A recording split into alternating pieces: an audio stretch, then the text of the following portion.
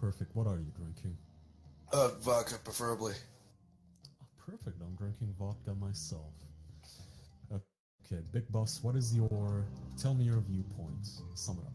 I mean, I just, throughout my life, until I didn't even get out of high school, I wasn't even that attractive of a guy, and I still had more of a sex life than this dude seems to have. It just doesn't make sense to me, to be honest. Mm. Well, what exactly doesn't make sense? Well, his viewpoints when or specific parts. Specifically when he's talking about like how matriarchy somehow exists, how women somehow have more power than men, even though that's kind of non-existent. I don't know. I feel like a lot of people conflate a whole lot of different areas of life. Like women, I do think they hold more power sexually, but oh, absolutely. in every other area of life, I think men, obviously, I mean, if you're talking physically, there's no competition. If you're talking, I don't know, even business, right? Most CEOs are men. Exactly, and it's really hard for a female in general to get to a CEO or any managerial position, rather, administrative. Which is why I think that incels, in general, they seem to... What are you dropping? It seems like incels, in general, they seem to take what matters to them the most, which is a sex...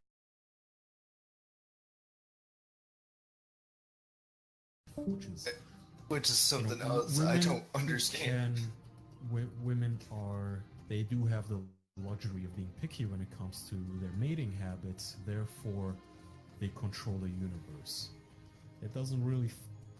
I don't know, that doesn't make a whole lot of sense to me. I think it's simply that different people have different privileges and different powers in life. Women, yeah, sure, they have the... They usually get to pick more than men get to pick. Right. They get to be more, they can be a little pickier than men when it comes to sexual habits or their dating habits, but there's many areas of life where men can be more picky. Well, I feel like men can be just as picky, to be honest. Sexually? Well, I mean, maybe he does have a point when it comes to the attractiveness, but I'm not that attractive. I can make girls laugh and I still get laid.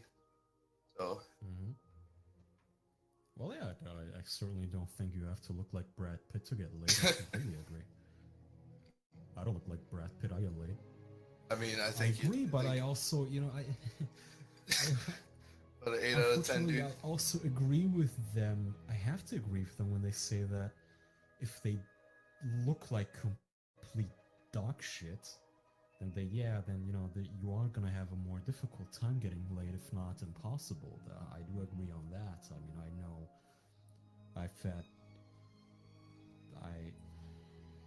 know if you hang around with women for a certain time, they're gonna, you hear them talk about men, of course. Yeah. And the ugliest, let's say not all men, of course not, but the bottom 1%, the ugliest men, that when they mention them, yeah, of course you get the feeling that, wow, those boys are never gonna get any pussy. These girls are just absolutely repulsed by these humans. It's unfortunate, man. That's just how nature works. Oh, of course. Your life sucks. I'm sorry. I'm sorry you were born the elephant man. I'm sorry you were born with a face that looks like you were hit by a sledgehammer for 10 days, but that's not the women's fault. You would be just as picky if you... Not if, you are just as picky. I mean, us men, we are just as picky about our women. I don't want to date a woman who's like 600 pounds. Oh, absolutely not. Which I assume, I don't know, I assume that the 600 pounds human would fall into the bottom 1% of attractiveness, right? Yeah. Somebody who is that obese just isn't hot to me. I just can't get it up, man. It's just not gonna happen. Well, I mean, like, with me, I'm like the same height as Charlie, and I cannot find myself getting sexually attracted to women that are taller than me. Yeah, whatever it is, whatever it may be. But I don't take that and I don't extrapolate it to the rest of life.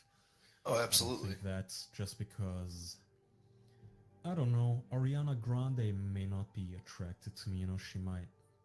Whatever I try, whatever I do, she may never want to sit on my face. But I don't let that sour the rest of my life.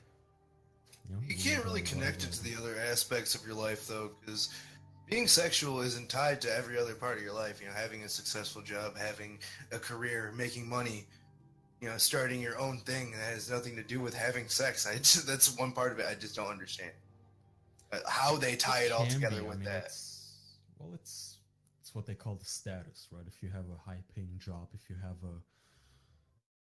have a high status in society, let's say a doctor is always going to have a easier time getting laid than I don't know, a trash man, right? Somebody who collects trash or cleans toilets, right? Yeah. Yeah, well, that's what they talk about when they say status is your income, your social status in society. Doctors and surgeons are always going to be valued more. You know, astronauts are always going to be valued more than your cashier. Things like that. So that's true. Of course that's true. But again, that doesn't mean that, you know, women are all evil succubuses sent by the devil. I just don't. To me, that's defeatism again. If you can't get laid, sure. Right, like you were saying earlier. You might have a difficult time. Hmm? About, like, you know, just saying, oh, well, fuck it all. I can't get laid. It just doesn't. There's no reason to just give up. Like when he was talking about not getting self-help because of it, I'm just like, do you have mental impairment? I don't know, man. Don't ever give up. No matter what. I don't. Right, exactly. I don't care. I don't like that defeatist, Debbie Downer, depressed attitude of, hey, I'm slightly below average height. I should just kill myself. I don't like it. No, why? There's plenty of people who are shorter than you who get laid. There's plenty of people who look worse than you get laid. There's plenty of people who make less in dollars than you who get laid. Why are you giving up? No matter what, you should never give up. I hate that attitude. Just until you die, you don't stop trying. And if it kills you, you keep trying until it kills you. And then that's it, maybe. Yeah, sure. But don't just stop trying when you're just... Well, I think sitting on the couch doesn't count, man. A lot of these incels that I noticed, a lot of them just sit on the couch. They go into these incel forums like Reddit or incels.me, and they just jerk one another off about how bad they have it, and they don't even bother. Oh, you have it so bad. I look so bad. Why should I even try? Have you actually tried eating healthily? Have you actually tried working out? Have you actually tried getting into a successful, high-paying career? No, you just sat on your ass in your mother's basement. You've just been bitching about women.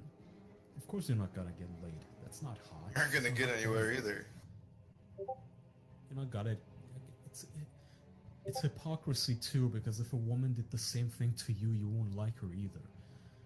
If an ugly, unattractive, jobless, homeless woman came to you and said, why should I even try? Why should I even bother? I was born ugly. Yeah, you wouldn't be attracted to her either, and you wouldn't just let it slide if she said, why should I bother? No, you should always bother. You should never give up. I mean, I think what it all comes down to at the end of the day, that I think they need to get their minds off of the whole, like, getting laid aspect and just doing something with yourself, you know, for yourself, not to get laid. I think that's what it all boils down to at the end of the day, is doing something for you, not a social status like you were talking about earlier.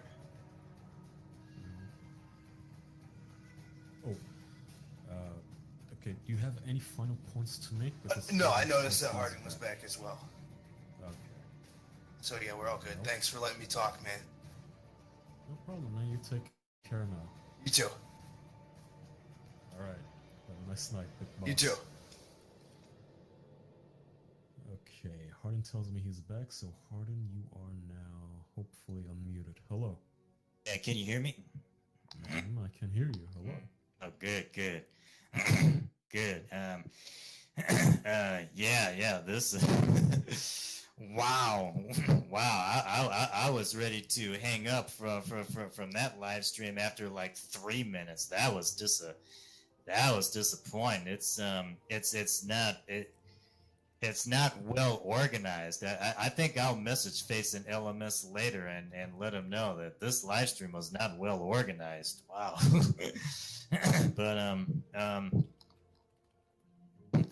so What was the topic of discussion this time? is that let's see, he was talking about transportation benefit more from transportation than men do because when transportation was first invented, the only men that would really benefit from it would be either the rich or the very good looking guys, and then he started talking about dating sites like OkCupid and Plenty of Fish and stuff like that, and how those sites don't benefit men because despite one of the other guys on the stream said, well, yeah, they benefit men because men have access to millions of women, and then his rebuttal to that was, yeah, access to millions of no's, millions of bitches saying no. I don't see. Okay, so men are more privileged when it comes to transportation. Is that the point? Oh, no, his argument was women are more privileged by the advent of transportation, with the exception of very and rich men. Jesus Christ. Okay, so see, you have to. I would imagine you truly do see the point I was making earlier, where this sounds a lot like such a cop-out, where sometimes people make where everything's privilege, everything is white male privilege, right? Where even something as random as transportation is now what, a women's privilege. Just like something as random as transportation could be a, you know, white male cis heteronormative Nazi privilege. It sounds so pulled out of your ass. Like, what? You're a woman, you can't use a bus? You're a man, you can't use a bus? Where the fuck does this come from? It sounds like such a cop-out. I get it, you disagree. Well,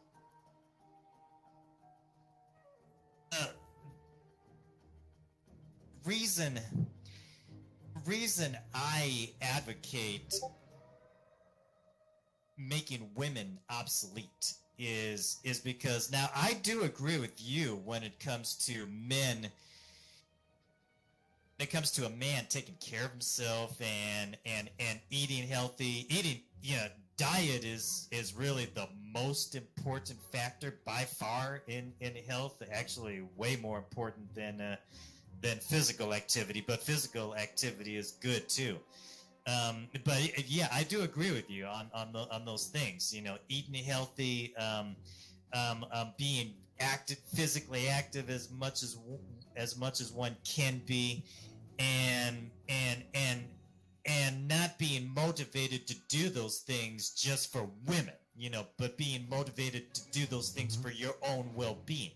I don't disagree with you on that. But the reality is, due to how the male sex drive is, the male sex drive is powerful. It's powerful. It's much stronger than the female sex drive on average. Way stronger. So,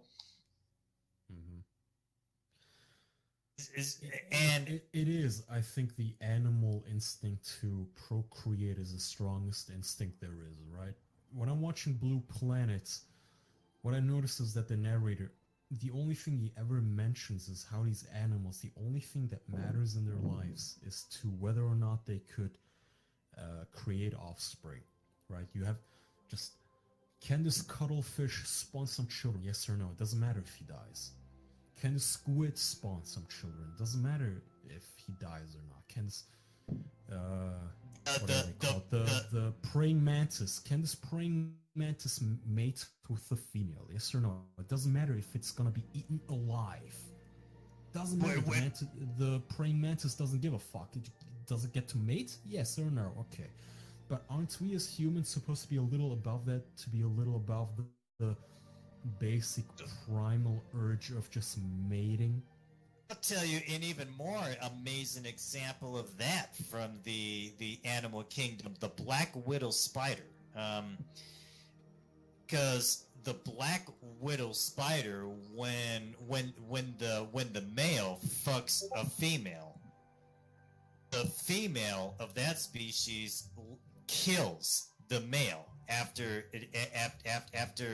they've had sex. Literally, she actually kills the male. She cannibalizes the male. but yet that doesn't stop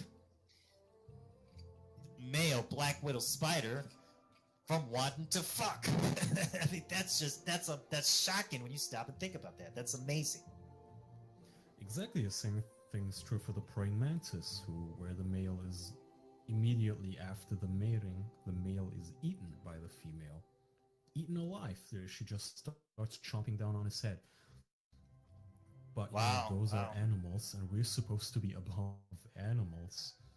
So I understand the biological urge, the evolutionary drive that we as humans, at the end of the day, us humans are nothing more than animals.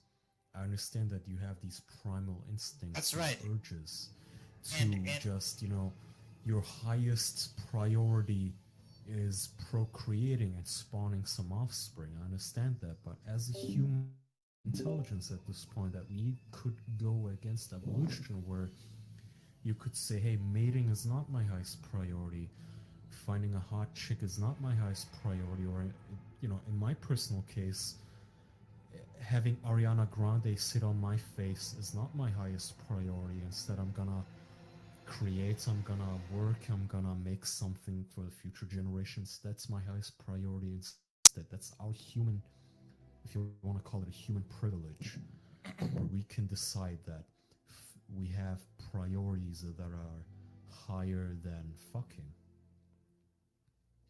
Animals don't have that. Animals truly don't have, at least not that I've seen. I've never seen an animal who's had a higher priority than simply, carrying on the lineage, mating simply.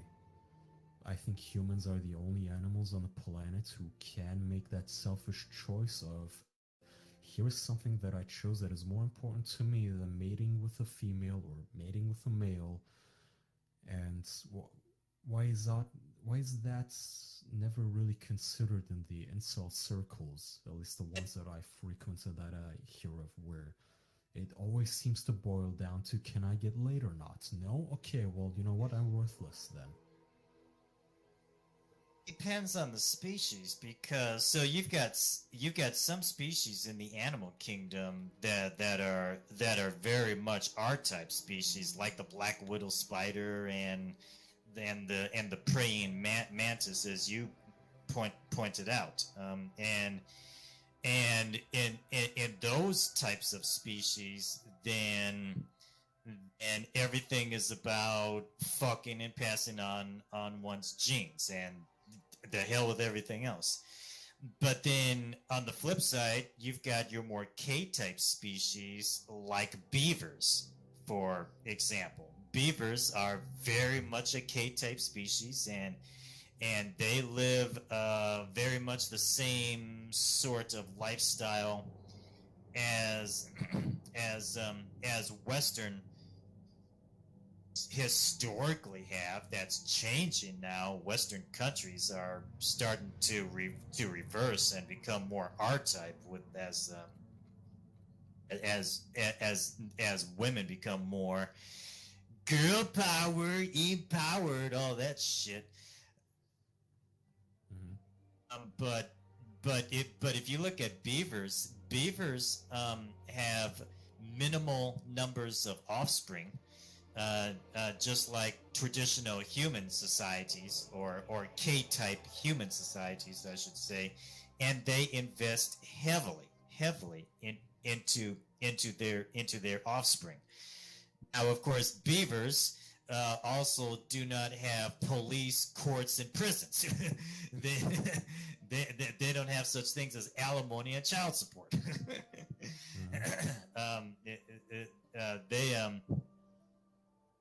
They they actually relate to each other, I think, significantly more harmoniously than humans do. But the thing is, no creature, whether it's humans or non-humans, no creature is above its biology. And it's these differences in biology in our species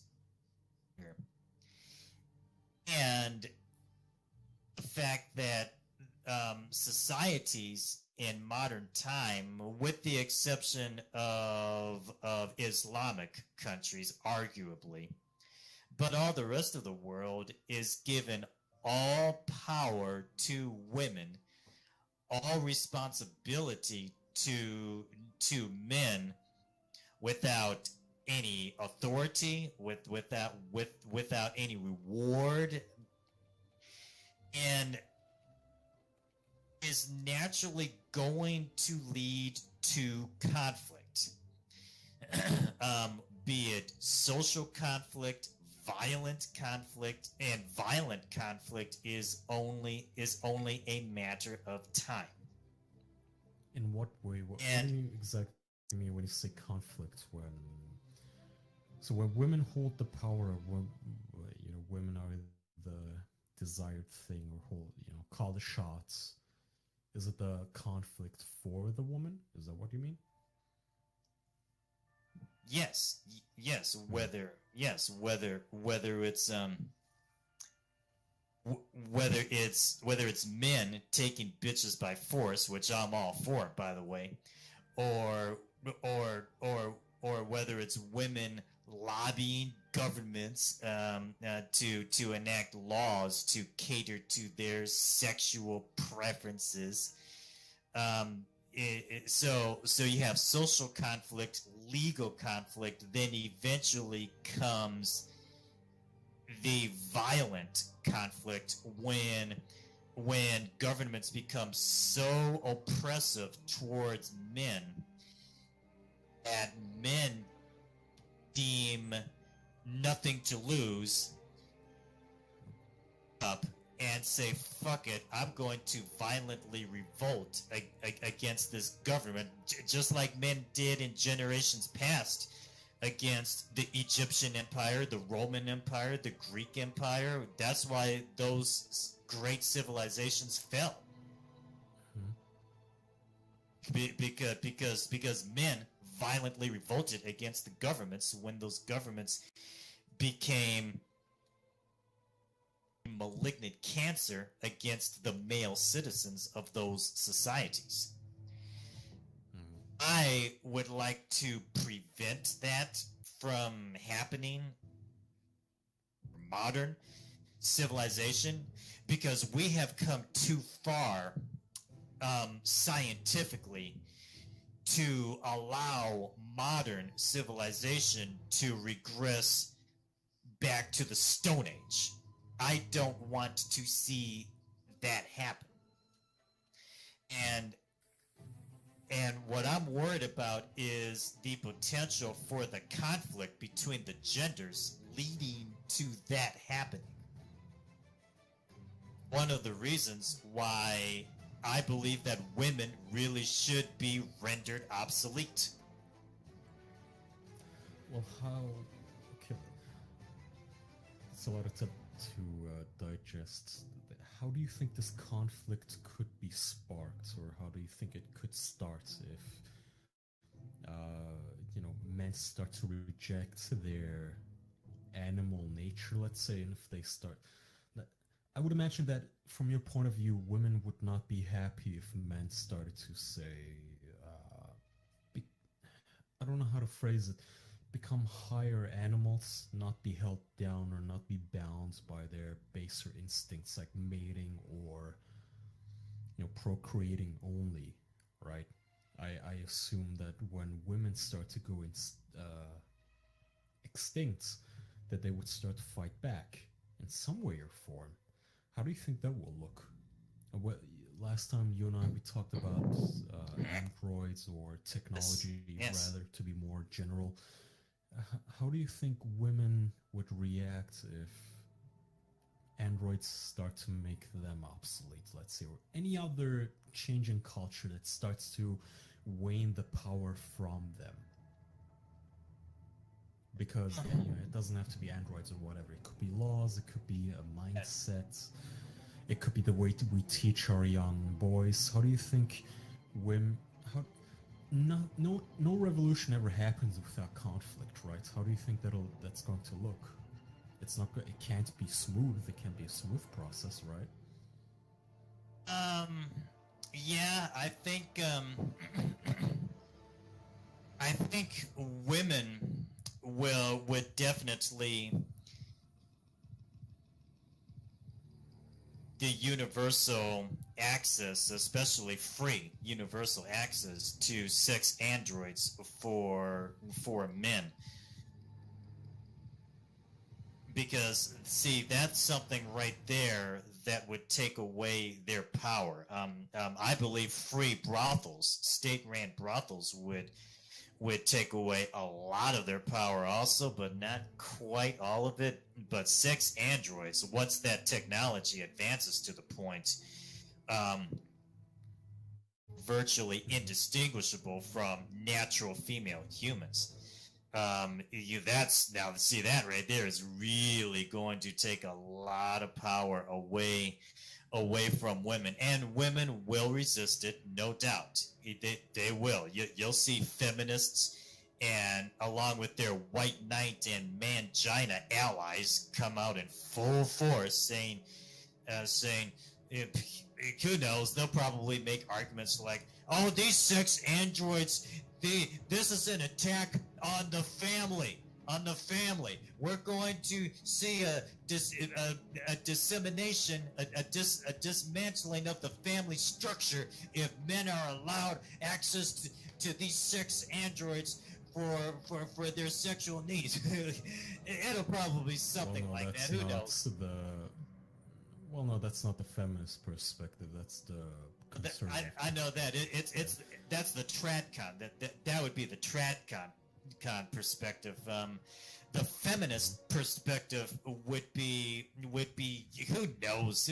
It would be something like the traditionalist, let's call it conservative perspective, would be you're dismantling the family. It's not, you can't just be with a robot woman. You have to find a real woman, yada yada. How are you gonna be a family with a cyborg or whatever? Whereas the feminist perspective, I had to guess, would be, how dare you rape your toaster, sort of a thing. But either way, it seems like both sides would be fighting back against this, which is something that I think is going to happen either way with technological augmentation to human life, where the more technologically we advance, the more people I think are going to push back, because the more people it's going to scare. Technology is going to advance in just the sexual field, right? There's going to be so many advancements that are just going to be so spooky, let's say, to so many of us. Like, people, you're gonna have people who can just take maybe a magic pill that's going to make their hearts beat for another 500 years, right? And you're gonna see enough people for movements be against that. Maybe they'll say that it's against a religion. Maybe they're going to say that it's against nature. Maybe they're going to say that it's against feminism, masculinism, men's rights, whatever. But either way, you're going to have so much pushback on making anything obsolete, be it women or death or men. Revolution is always going to have a lot of distractors. How are you going to fight those people? Oh, sure. I don't disagree with you. Yeah, I mean, there's medical technology that's coming in the not too distant future that will render surgeons obsolete. Check this out. There's a nanobot technology that Japanese and German, that teams of Japanese and German scientists are working on, that will so for example, if you have a tumor and the doctors are saying that the only way it can be treated is by removal, gone will be the days of cutting into a patient and leaving permanent scars, and the patient having to be laid up at home on medical rest for months. Because with this nanobot technology, they will simply be able to inject the patient with these microscopic AI units, robots. That's why it's called nanobot, and program those microscopic AI units to destroy the tumor, and you'll have some internal bleeding for a while, so you might have to be on medical rest at home for a week for that to heal up. But other than that, that's it. Maybe take some antibiotics for a week, and that's it. And you'll be on your way on your way after that. And the only now that would be required would be, I suppose you could call it, medical IT professionals to monitor the nanobots. So yeah, there's going to be some big changes coming. That's going to render a lot of the jobs that humans do obsolete, which is why both right-wing and left-wing economists are urging governments to enact universal basic income. But that's a subject matter there. Because what that's going to lead to is if we're going to continue having a money system, once 90% of jobs are automated, which we're going to be at that point eventually, then it's going to be impossible for as right wingers argue, for one to pick yourself up by your bootstraps. but that's a separate subject matter there.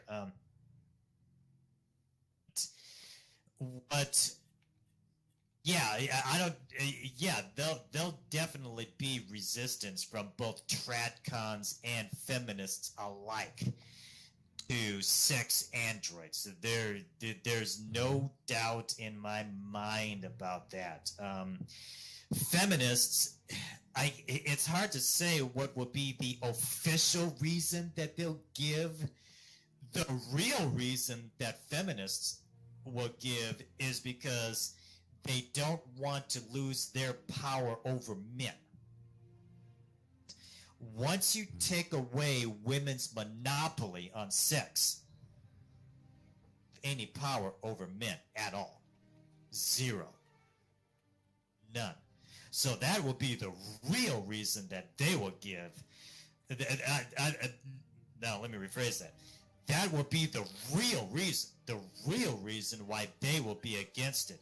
That's not the official reason they'll give, though. They'll give a more politically correct reason. They'll probably say some dumb shit like, well, if we allow men access to these sex androids, will encourage men to objectify women or some shit. Who knows? Who knows? Yeah. Who knows? But that won't be... You see, you have to understand women. Women don't say what they actually mean.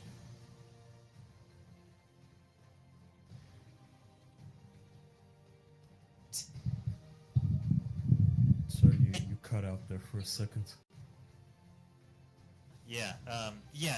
So women never actually say what they actually mean, so that's why with women you have to do a lot of interpretation when they're talking. But There's a lot of obfuscation, is what you're trying to say. Yeah. Yeah, Okay. but So how would you fight that, though? I mean, when it happens, how? What's your strategy? Because when obviously technological advancements aren't the only thing that has to happen, you also have to find a way to actually pass those technological advancements. Actually, have to, I don't know, let's say make them legal and make sure that they get to pass in legislature, that Yeah. the society that you're in actually does accept them. How do you get that? How do you, in our society today, I assume that you would think if you made sex androids, they would be looked down upon, right? If you made some sort of a, oh, they will. let's say They'll we be- had the technology. Okay, let me simplify. Let's say we had the technology today. We have perfect sex androids that can relieve any man's urges, but they are simply looked down upon. They're socially stigmatized. How do you fight that when the crowds that you don't like, the feminists or the social justice crowd, they don't like it, and they're using all of their might, they're using the mainstream media to demonize everybody who's using these androids? What's your first step to having it more accepted and more normalized, and to I don't know, what kind of wedge these androids into everyday life? Oh, it won't be a challenge. Yeah. I'm not going to. Yeah, I would never try to pretend that it won't be a challenge. It will definitely be a challenge because, like we talked about before, tradcons and feminists alike. When I say tradcon, that's an abbreviation for traditional conservatives or right wingers. But yeah, tradcons and feminists alike will be against it, but also governments and corporations will be against that technology, or at least against that technology being universally accessible, being made accessible for free to men. Yeah, governments and corporations will definitely be against it because. Absolutely. So, what would your first step be to try and fight this, to combat this stigma? Well, let me explain first. The reason governments and corporations will be against it is because this will put governments and corporations out of business. Governments as a whole, but certain branches of government. I'm talking about police, courts, and prisons. Branches of governments, it will put them. It will render them almost entirely obsolete.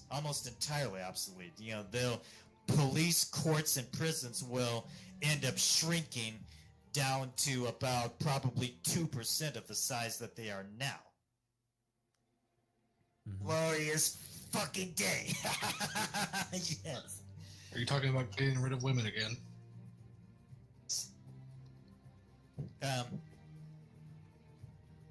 And the reason. Brady again. Yeah, hey, Hardin. Hey, hi, Brady. Okay, Yeah, and the reason Kaya, I think Kaya needs to take a quick break. He's been talking to you for like 2 hours now.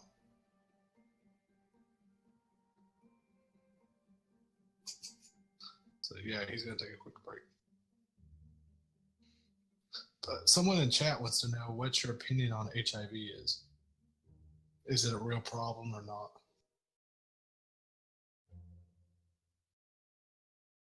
Hardin? That's scientists like Professor Duisberg and Dr. Carey Mullis, who are not convinced that particular pathogen even exists. So you don't think HIV is real? I don't know. You don't know? Assuming that it is real, I'm not convinced that it's the pandemic that governments have been making it out to be since the 1980s, because when it first became recognized as a pandemic in the early 1980s, the main people who were getting that disease were homosexual males. All right. What do you think about like transgenders? That's kind of different, of course, but people want to know what you think about transgenders and gay people. Do I think about trannies? Yeah, or transgenders, you know, more liberal term for it. What do you think about that? So there's a recognized mental health condition called gender dysphoria, which you can look up in the DSM. So you think people are just confused? That should be treated with psychotherapy and not surgery.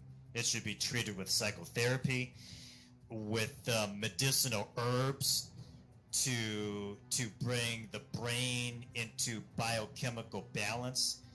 So you Herbs think as a they just want to be a different. You think there's a well, problem and they have a chemical imbalance. Is that what you're saying?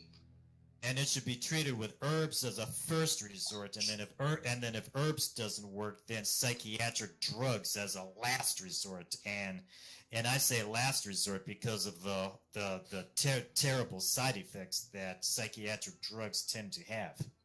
So you don't think a man can just want to be a woman? You think there's something mentally wrong there? Chemical imbalance in their brain. Chemical imbalance? A biochemical. What if it's just like a feeling? Like one day you're like, hey, I want to be a woman. You think that's a chemical imbalance? Biochemical imbalance of the brain, yes. Wow. It's amazing. Yeah, because there's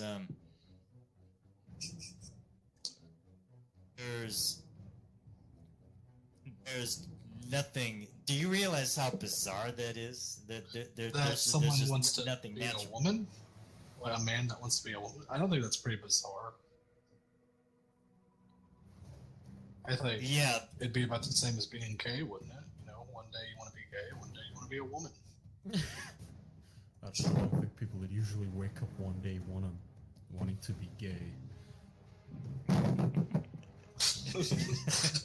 I don't know how the game works. How does it work, Hardin? I don't think that's how the game works. Hardin, how does the gay work? how does gay work? Shit. Yeah. No, well. Well, are you gay? Because you want to get rid of women. No, I'm not advocating for getting rid of women. I just want to render them obsolete. I want to take away their power. Ah. So Too much power in society. Them obsolete will take away their power. No, that would actually that would cause our species to go extinct, because we are not an androgynous species. So that's not something I would ever advocate for. Pretend we have technology that says we don't need women anymore. Would you get rid of them? Just have a bunch of men? It's not about Because yeah, if we did have technology, some sort of an incubation chamber where, you know, you could just impregnate it using your sperm, would you still want to get rid of women? Yeah. If we did not need them for the continuation of our species. Yeah.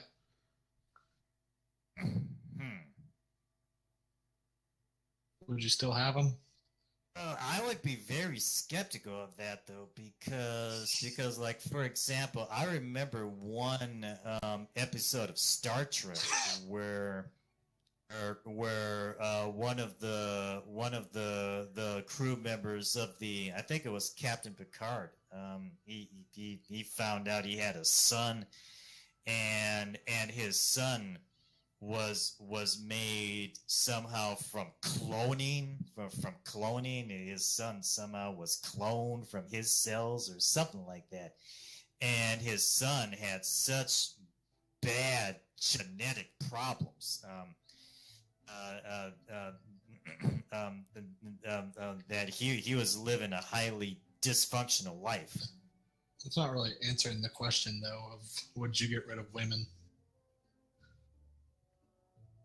Be comfortable with? No, because again, we are not an androgynous species. Yeah, but this is a scenario that we don't need them anymore. We have technology to make babies. Computers make the babies. Would you just be with the computer from now on? Just get rid of the women? Is that what you'd do?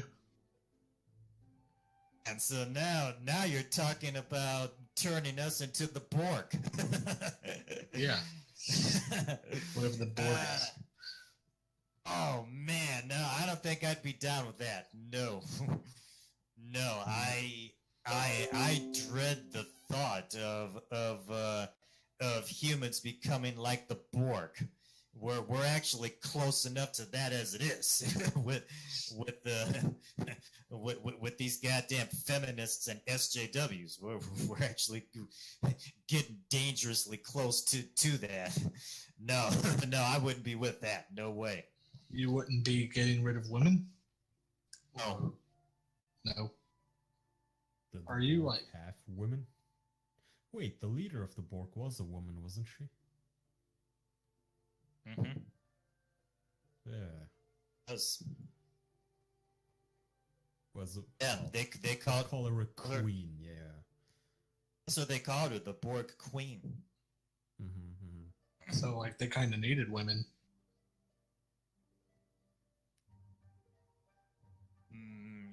Well, see, the Borg did not reproduce via sexual activity. What they did was assimilate other species. So they would actually take over space vessels. Sometimes they would take over planets when they could, and they would assimilate other species by force. Mm-hmm. That's where that famous Borg phrase comes from. Resistance is futile. We are the Borg. Yeah, I think I've heard that one before.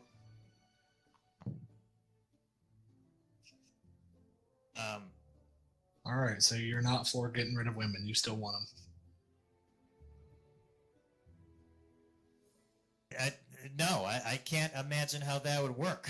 I mean, I'm telling you, we don't need them anymore. It's a scenario. You just gotta believe in it. So in my scenario, we don't need women anymore. We have technology for it. Are you gonna get rid of them, Hardin? Too risky. No, there's no risk involved. We've 100%. Wait, risky in what way? What do you think the risk would be? Well, because just like with a tranny, a male to female tranny or a female to male tranny, yeah, they can do surgical modifications. They can be subjected to lifelong hormone treatments and stuff like that. But they still never can change what we're born with.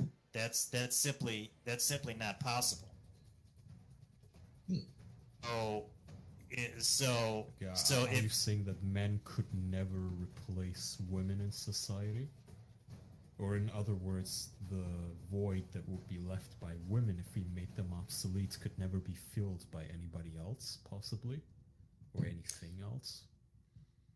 Well, when I say obsolete, I should probably clarify myself. Sorry. No, you're right.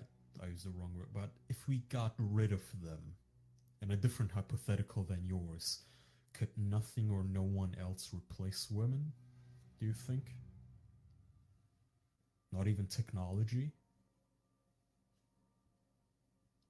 if you're talking technology, then you're talking about humans either becoming like the Borg,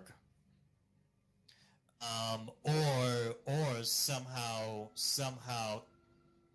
changing into an androgynous species.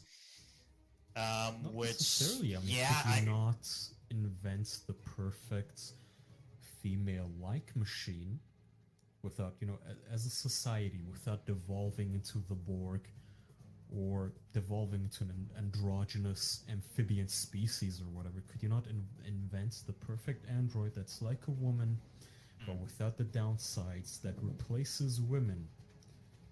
Would that not be possible? Do you think there would be something, I don't know, spiritual missing, or something that women have now that we could not possibly ever replicate with technology? The eggs come from? Where would the eggs come from? The eggs? I don't know. Same thing. All the other stuff comes from the technology, I guess. Because if you're talking about using androids for reproduction, question that we do need to address: where do the eggs come from? Because an android is an inanimate object. It's not a biological entity. It's not capable of producing eggs. In my eggs. scenario, I just wanted you to pretend that all the technology is worked out already, that men can completely make their own babies. Would you get rid of women? Yeah, I mean, if we had the technology to even create eggs, right? Because eggs, it's not like there's magic involved, right? At the end of the day, this is all some sort of a biological, chemical process with the eggs and the sperm. Let's say somehow we figured out technologically how to create eggs in a lab, in a laboratory. And it's perfect. It's a complete perfect, no downside replication of the human female egg. Would you still get rid of women in society? I guess it boils down to if you could still have babies no matter what, but would you still get rid of women and their, I don't know, I suppose their maternal instincts and that sort of stuff? Do you think we need that, or do we not need that? Wow. Okay, so assuming you're talking about something that would not degrade our species, that wouldn't cause genetic flaws and stuff like that. Which, yeah. A perfect egg. Because that's as though you took it from a woman, except there's no woman. You don't need a woman. Would you then say, okay, let's round up all the women and kill them off? Oh no, I wouldn't advocate for any such thing like that. So the problem. Okay, so even if we could technology to completely bypass women for reproduction with no risk of degrading the gene pool, no risk, none of that risk at all. The problem you would still have is you wouldn't have that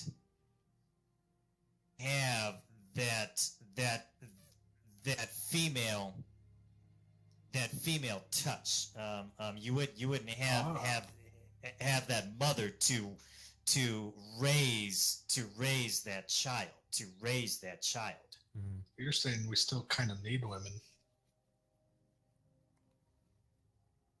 Yeah, that sounds like a point that a lot of for the same TFL or MGTOW, whatever you want to call them, that they wouldn't usually admit, which is more than just biological. We also need them culturally or in a maternal sense. The female touch. That a woman is always going to raise a child differently than a male possibly could. well, we would still need them for the same reason that beavers need their females, as well as lions and gazelles and yeah, I mean every two gender species. Any species that's not an androgynous species needs both its males and its females. That's just reality. So we rely on women, is what you're saying. Both genders for different purposes.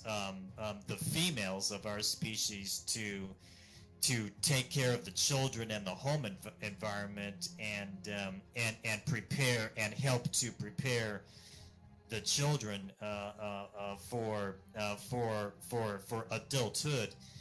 The males to maintain to run and maintain civilization. Yeah, I agree. I think that both genders play a role. I think the men and the way they carry themselves and the way they contribute to society are just as important as women do with the way they do in the different fields. One of them being the maternal, the raising of children, where men and women are simply not going to be the exact same in the way they raise children. And I think children both need a masculine and a feminine caretaker, of masculine and a feminine parents. But I think a lot of people simply overlook this, where they go, hey, we don't need one or the other. Where this comes back to my point of where the two extremes seem to be very similar. The far left social justice crowd seems to want to get rid of the masculine, where they say entirely. This is completely toxic. We don't need this. Let's just raise these children female and to be gigantic pussies. And then on the other hand, you have the incel crowd who want to just raise the children to be female less. Let's raise them out of the influence of the gynocentric society and all that sort of stuff, whereas I think they need both. They need an aspect of both, a normal human upbringing, a balance like yin and yang, which is going to simply make it, I don't know if you want to use the word impossible, but pretty much impossible to make any gender obsolete. We're always going to need one another. But see what I believe highly advanced and realistic sex android technology would do is one, it would let women, it would change those dynamics between the genders, because now women are no longer irreplaceable for sexual needs. It would send a shockwave to governments and corporations, because governments would start saying, "Oh my gosh, there's potential for reduction to the point of near extinction." Well, Hardin, you say you want these android sex robots, but you also say we still need women. Yeah, look, in a way, if you then say, we're not going to I make want- women sexually anymore, it's going to send shockwaves. That may be true, but then could women not simply turn it around on you and say, it's true you don't need us sexually anymore, you may not even need us to reproduce anymore, but you still need us to add that female touch. No matter how good you may be at programming and creating these artificial intelligences, you simply cannot raise your children to be healthy human beings without us. No, the most ideal upbringing for a child is to be raised by both father and mother. So you do need the woman. Exactly. I'm not for having single mother led families because that leads to a dysfunctional society. Well, my question is, single father. Huh? you want to have Right? a sex. Then that, Sir Brady, then it follows if you don't want a single mother, then at the same time, I assume the corollary is you don't want a single father, right? So even if you could have children without a woman, you would still want a mother in the child's life, right? So either, no matter what you do, even if you make women sexually obsolete, it seems you can't make them maternally or emotionally or socially obsolete. But here's the thing, though: if women are rendered sexually obsolete, this is what I believe will happen, at least theoretically, anyway.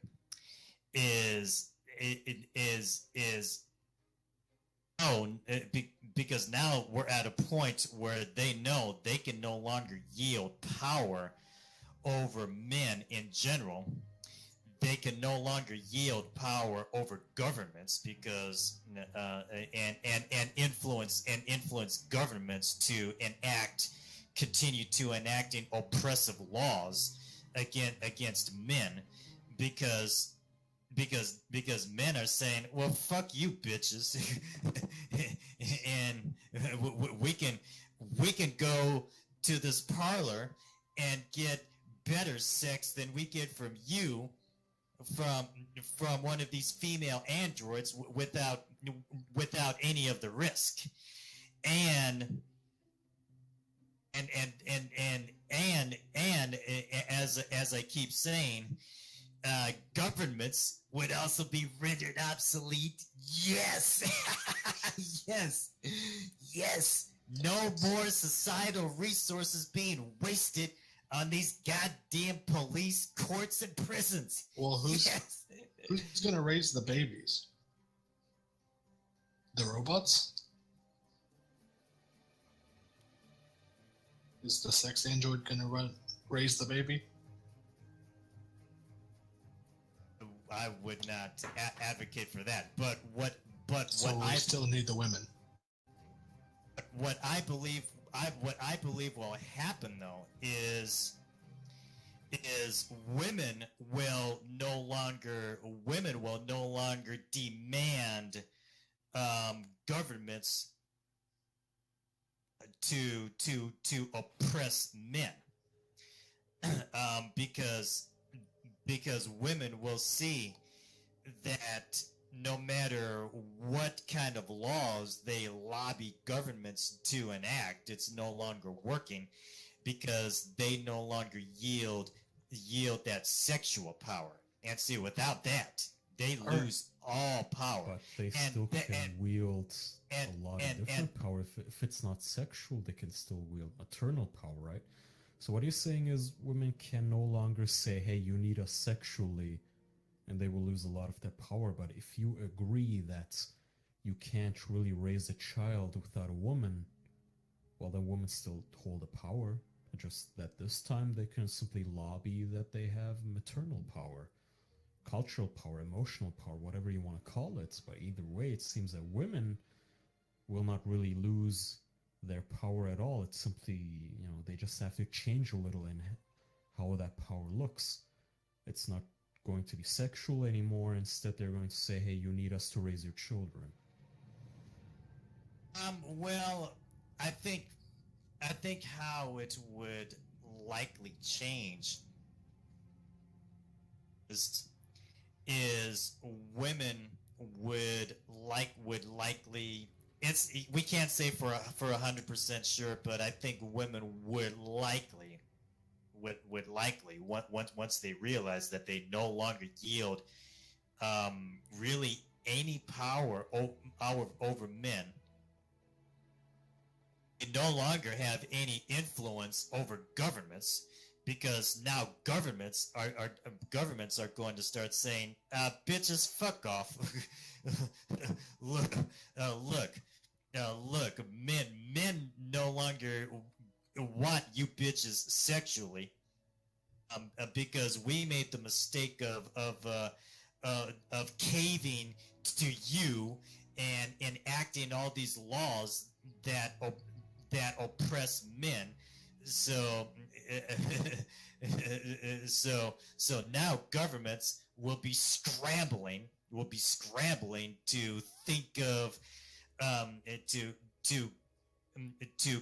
to come up with a solution to get men back under control because they will no longer be able to do it through laws.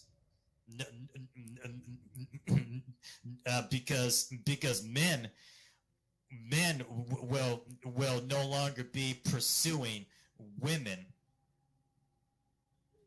So there won't be any ability. Do you think we should just have breeding camps?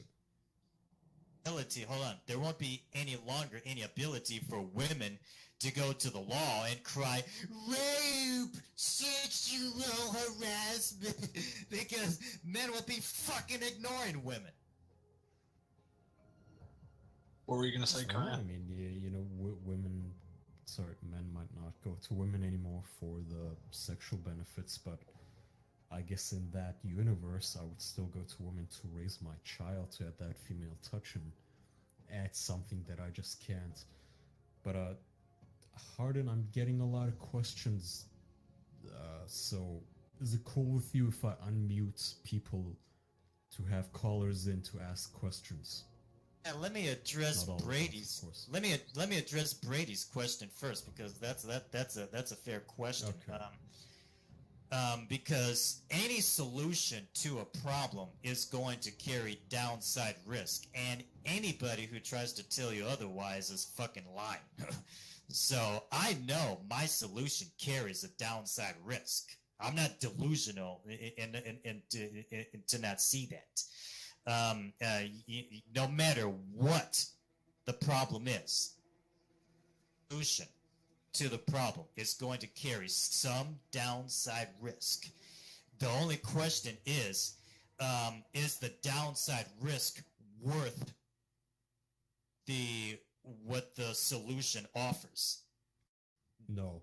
That's the only question. So for this particular problem, yes, my solution certainly carries a downside risk. The downside risk being first world populations potentially going extinct. So to answer Brady's question, yes, I am definitely open-minded to the idea of breeding camps. Okay. That is something I would be open-minded to mitigate the downside risk of too much population loss. Yeah, definitely. I would also be in favor of having India and I think Sri Lanka still does, and some other countries, arranged marriages. Okay.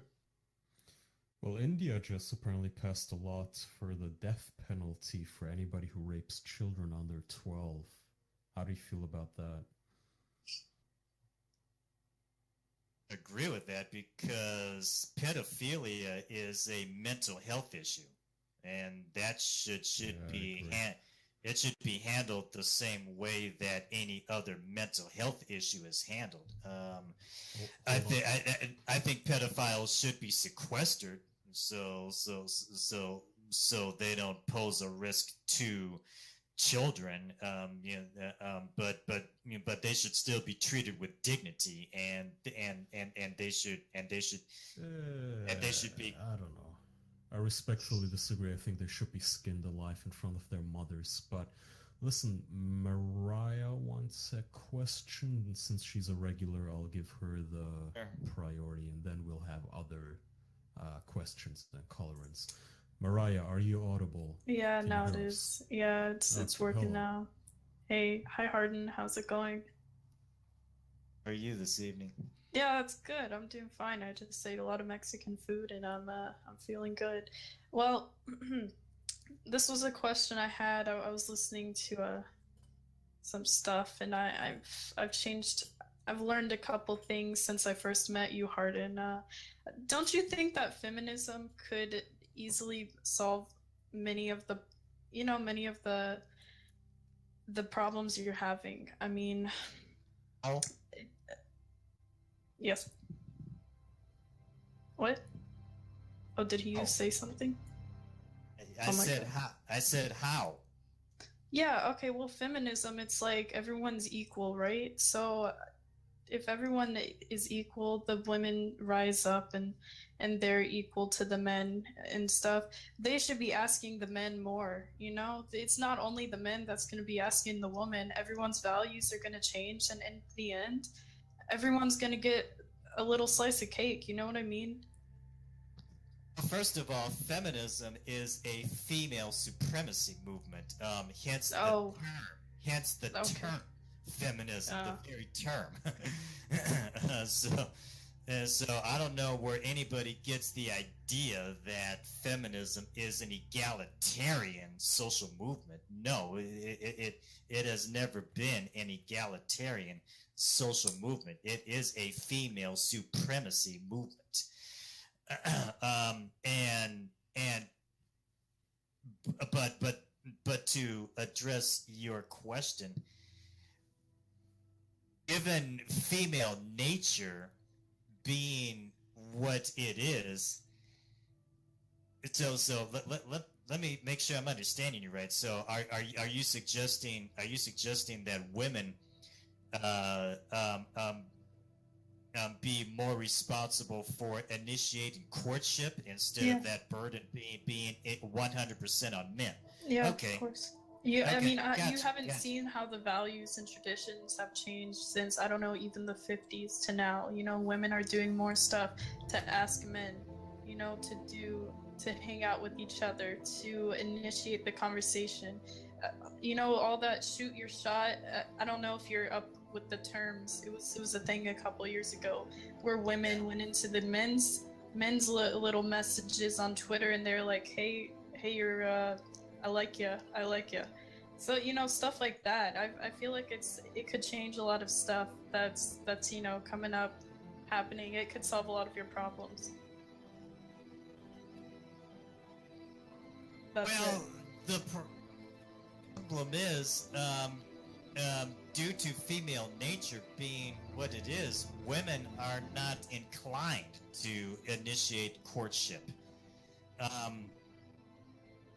This is why whether it's the first date proposal or marriage proposal or any other such thing, men initiate those in well over 90% of cases, probably 99.999% of cases. Women do not initiate anything, whether it's pair bonding, courtship. Women don't, because for a variety of reasons. One, because throughout human evolution, women have always been valued over Okay. men. Yeah, I Two, can see that. Yeah. Yeah. and I've heard some social scientists speculate that the reason women do not initiate courtship and pair bonding is because women are fearful of rejection,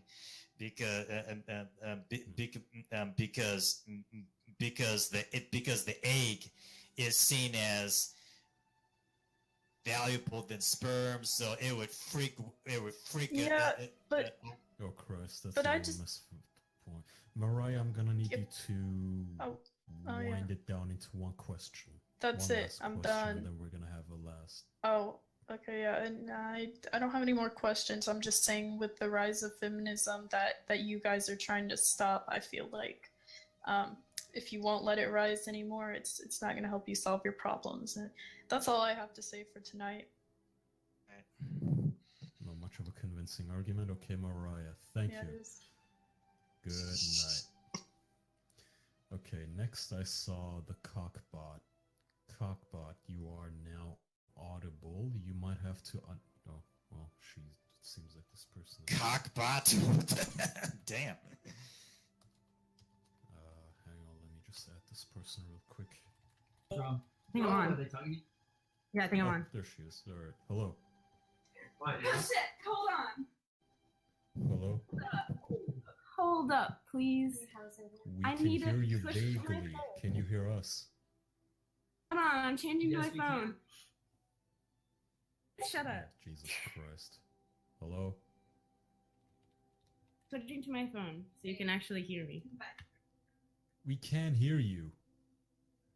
Like, is it bad? Oh my. Unbelievable. You see this, Hardin? You see what I have to deal with? You see me? I don't want to talk to this dude. I don't want to be on this. I don't want to talk to him. Then why did you keep tagging me? Just stay. Yeah, because I want yours. Dr. Love, not the let's discuss the same guy Tell from 5 everybody times. to stay. Next.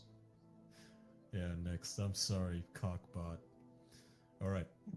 Who has a question for Hardin and I, or Ed or Hardin? Chicken Boy, I'm gonna unmute you. Chicken Boy, you are unmuted. Hello. Hello? Can you guys hear me? Hello. Yeah. Hello. Hi. Just fine. I kind of joined like a little bit late, but I joined at the time when you guys were when you were talking about the, what was it, laws in India about the arranging a marriage. Like, could you like elaborate on that? Oh, yes.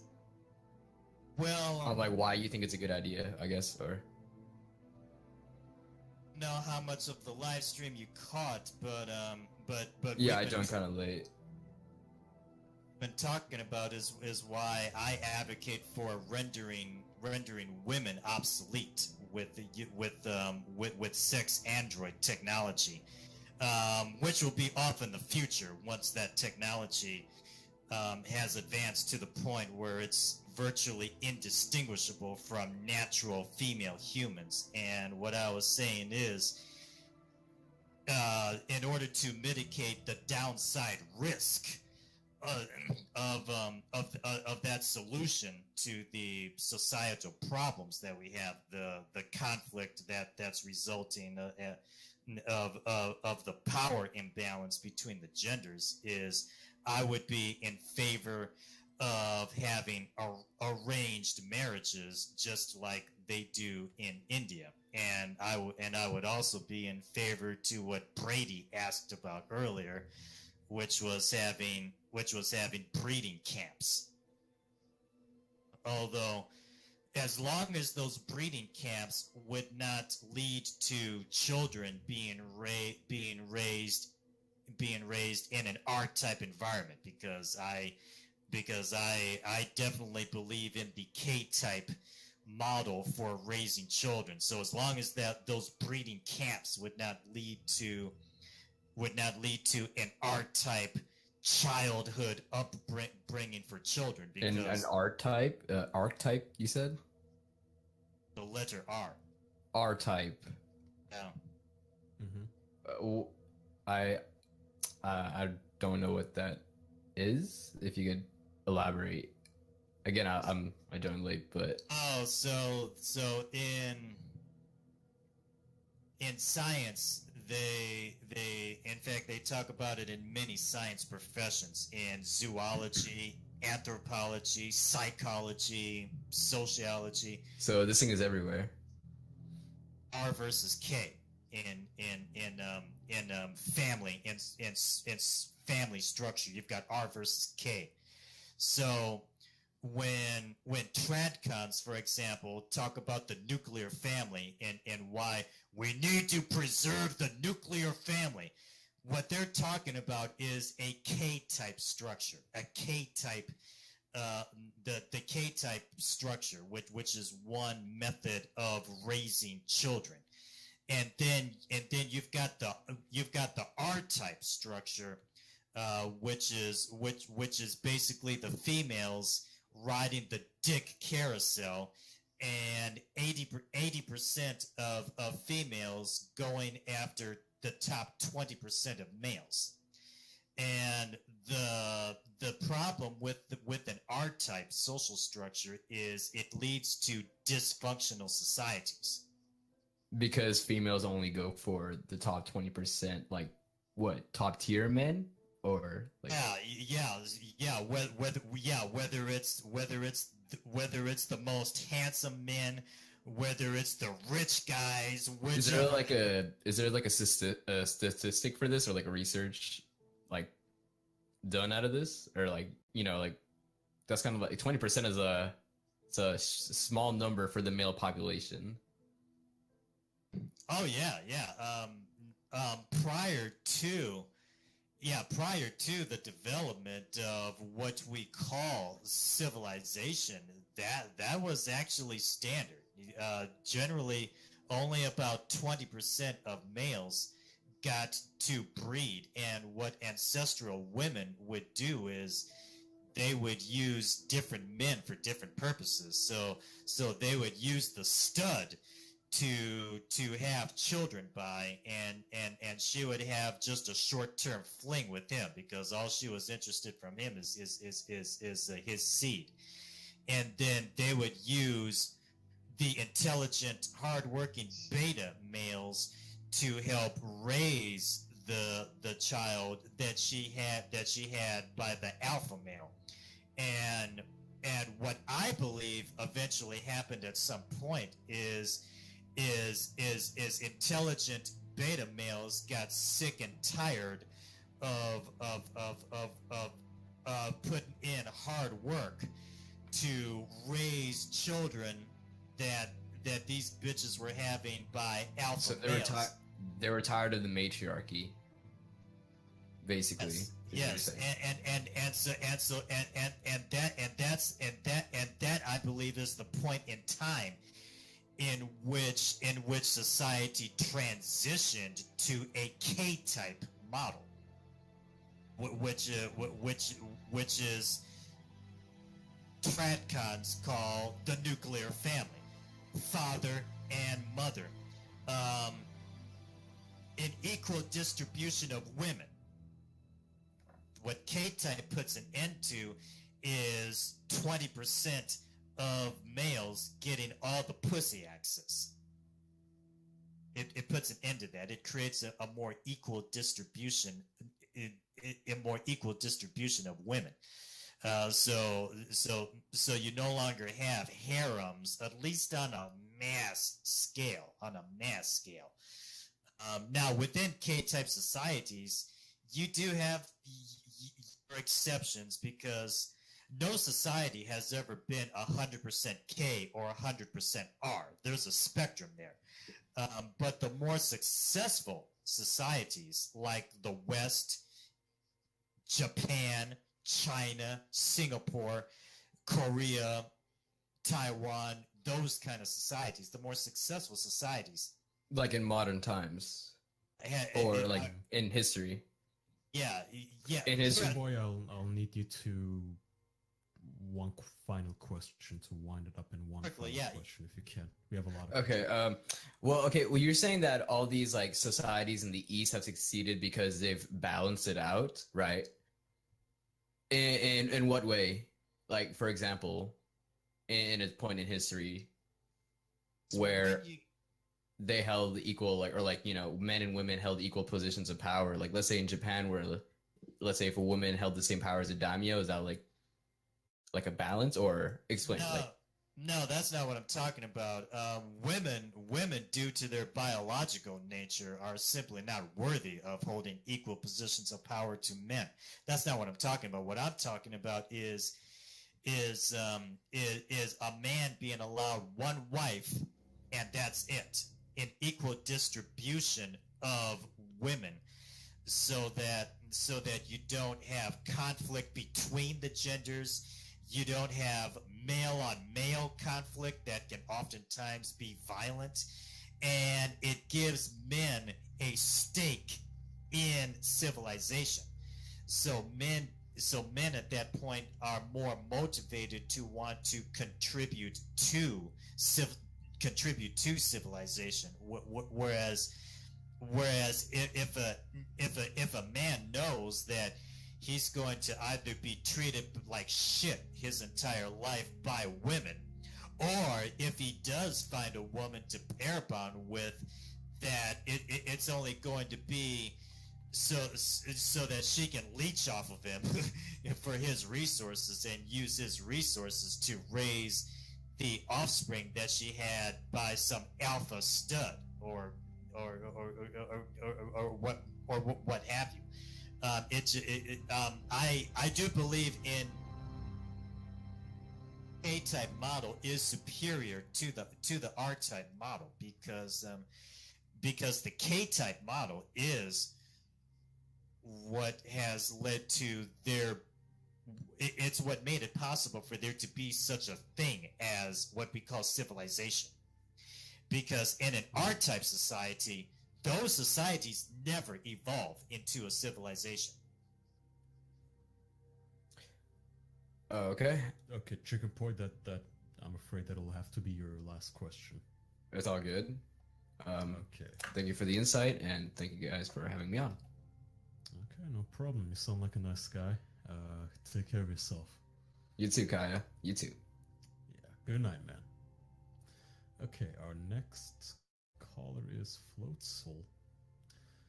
Floatzel, you had an interesting question. Hello. Hey, am I coming in all right? Yeah. All right, so this is a bit off topic, just a forewarning. I assume you've had at least a few positive relationships with females in general throughout your life, at least a few. Take care. Mhm. Who, me? Is this... Hardin. Yeah, who's this directed at? Okay. Sorry. A couple, yeah. So, say you had the opportunity to be guaranteed a happy relationship with a girl, but totally sexless. Like, to clarify, you get along with her well, she likes you as a person, she's attracted to you, but she doesn't do anything with you beyond kissing. And for the sake of the hypothetical, assume she has a legit reason to not perform sexual activities with you. Would you take that opportunity? If she's ugly.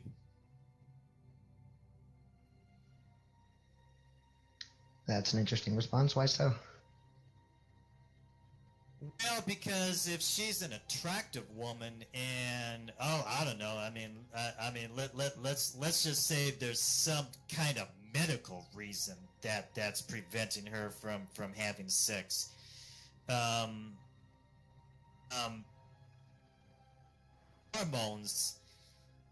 Hormones still are going to play a role. That sexual attraction is still going to play a role.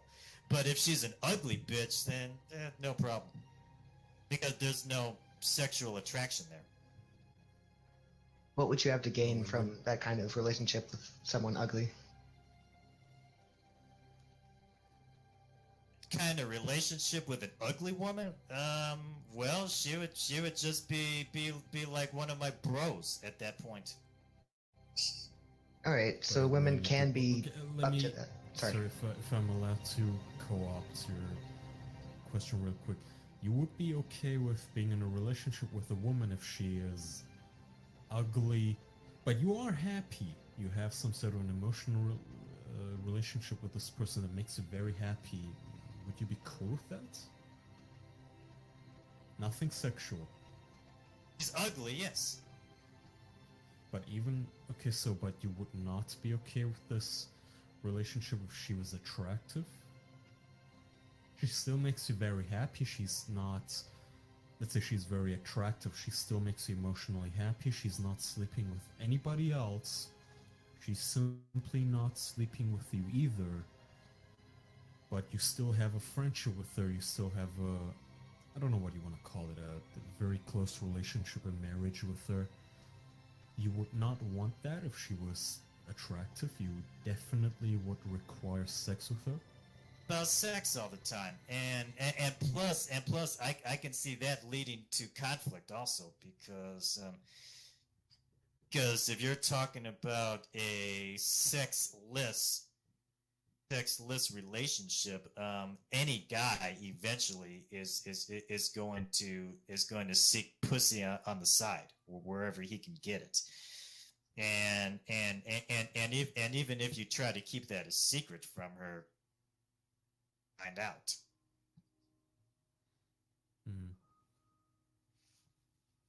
All right, well, that about wraps up my question. Thank you for having me on, guys. All right, no problem, man. You take care of yourself. Let me quickly see who was on. Hardin, how long? I'm not trying to keep you here, by the way. If you have any, I'm not sure how much time you have, but we have a lot of questions. No, I'm good. Go ahead. Just quickly. Okay. I think it's Bill Nye. Bill Nye, you are on. Bill Nye. The Bill Nye, the cream pie guy. Can you hear me? You are unmuted technically on my end, and you should be audible, but you are not speaking, is what I can tell. Nope, you can hear me now. Sorry, I had turned my mic off earlier. Hello. Howdy.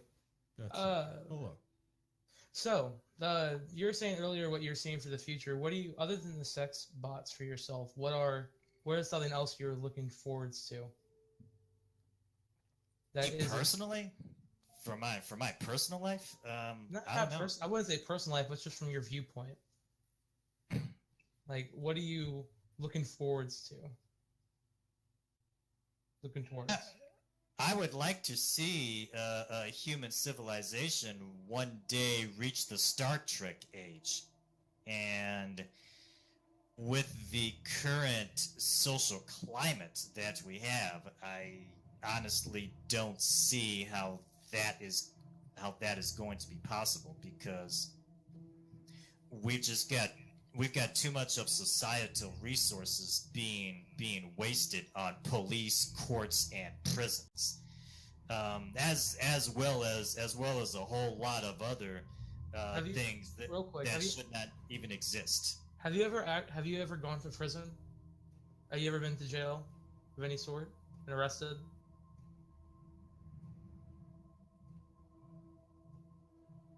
Did you hear me? I said no. Yeah. Oh, I didn't hear you. I'm sorry. I hear you. Go ahead. Sorry. Oh. Question. I said no. I know. I heard you. For some reason, sounds cracking up. No, Yes, indeed. Hardin says no. He hasn't been. Oh, I heard him. Wow. I guess everything's cracking up for me. You were saying earlier that that if she was ugly, you would make her your friend, but you would be mad at the woman if she was hot but she didn't want to do anything with you. Is that right? Oh yeah, I can. I think any guy can easily be friends with an ugly bitch, because with an ugly woman, you don't have that sexual tension there. There's not that attraction there. So you're just going to look at her as one of your bros. Why would you say something like that? I wonder. Why was some? Are you asking why? I'm just saying, what is a sexless relationship could never be more than just a friendship? Exactly. Okay.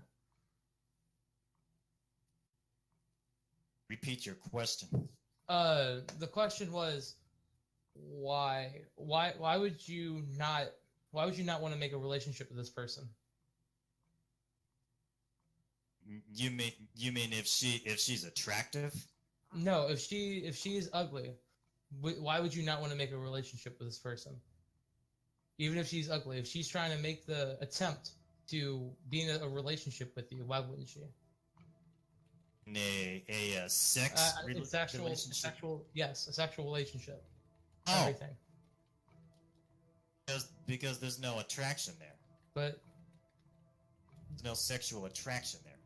I don't understand the point of you saying I would be mad at the hot woman for not wanting to basically fuck me, but you would also be, I guess, retroactively angry at the ugly chick for wanting to have sexual relationship with you. You would want to be friends with her without that. I don't. Oh, I wouldn't be angry at her. I just wouldn't have that attraction for her. Okay.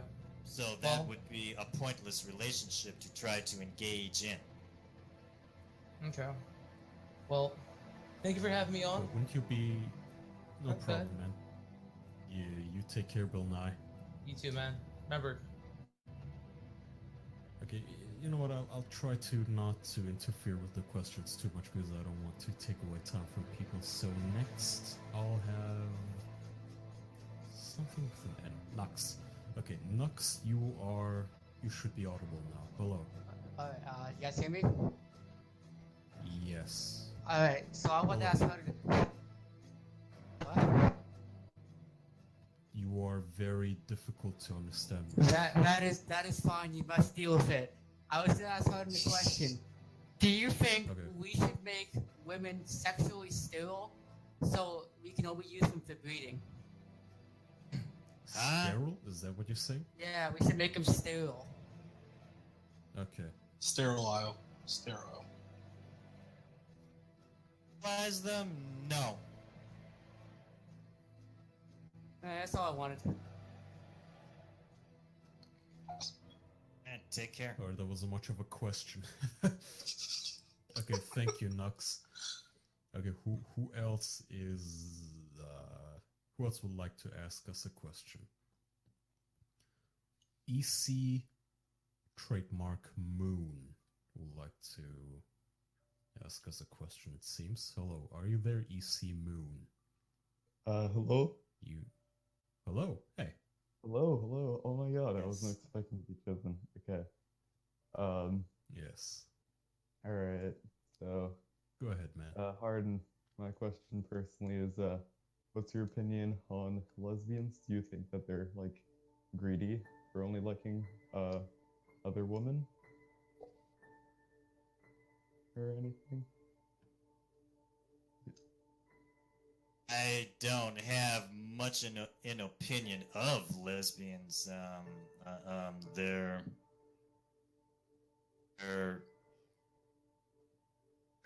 women who knows they probably have a certain number of male chromosomes, because lesbians most times tend to grow up as what we call tomboys. But just like other women, they still have the natural desire to be mothers. So I'm not sure what the purpose of your question is, but generally I don't have much of an opinion of them one way or the other. Nothing negative then. Well, what is your like porn of choice, Hardin? Not to hijack too much, I'll get back to you. Pornography, Moon. I don't get into pornography. What's your favorite genre? Let's say. Yeah, I really don't get into pornography because I'm not against it for guys who like it, but I deem it pointless though. You'd Because rather it's- be In breeding. what way pointless? Because the point of porn is just to come. If you come, then it had a point. What exactly But- do you mean?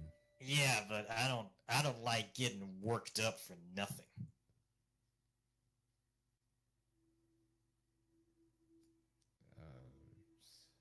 I kind of get what you mean. I think I'm not sure though. Yeah, I mean, the thing is, if you're talking about masturbation, one does not need pornography to masturbate. Yeah, I see it as a waste of time, because there's time is not unlimited, and there's just too many other things I'd rather be doing with my time than sitting and looking at a pornography video. Don't you get any urges? Especially when you consider the shit quality that the free porn websites have. The video quality is just atrocious. But even if it was It varies. better video quality, I would. So you do Yeah, There's other masturbate. things. You just don't watch porn, is what you're saying. I don't look at pornography. No. But do you masturbate?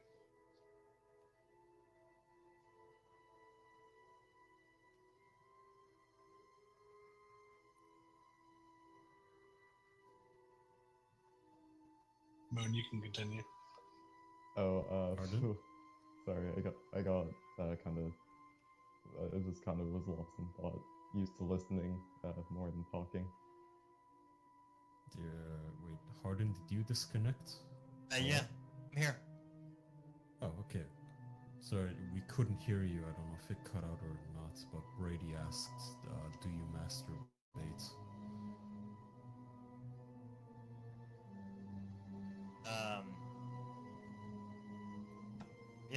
Yeah, I do. Yeah, when the need arises, yeah.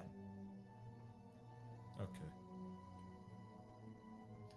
Moon, do you have a final question? No, not really. Thanks for having me on, though. Okay, man. Well, you take care. Alright, thank you. Have a nice night. Alright, hang on. I just saw somebody, Destiny Fugger. Destiny Star Fugger. Hello, you should be unmuted. Hello? Hello. Yes, you are audible. Hey guys, thanks for having me on, Kaya. Hi there, Hardin. I just had a question directed to you, Hardin, about what do you think shaped your beliefs? And shout outs to Big Boss as well. I see you in the chat there, bud. So do you have any big influences that help mold how you feel now about women and society, is what I'm asking. Oh yes. It's, I would say, a combination of knowledge, both knowledge and having studied the issue scientifically, and as well as personal experiences. Because I think anybody, whether we choose to admit it or not, our positions are based, at least to some extent, on personal experiences. But now, but when you just growing up, hearing women oh, we've been oppressed because of the patriarchy and the cis male. I've always known that to be a crock of shit. I've never believed any of the claims that feminists make, whether it's the pay cap myth, which I don't even care because I don't think women should be in the workforce at all, Jesus, dude. or whether it's whether it's historical oppression of women. I've never believed any of it because the reality is humans are an extremely dimorphic species. Any dimorphic species, you're going to have natural scientific differences between the genders. That is just reality. And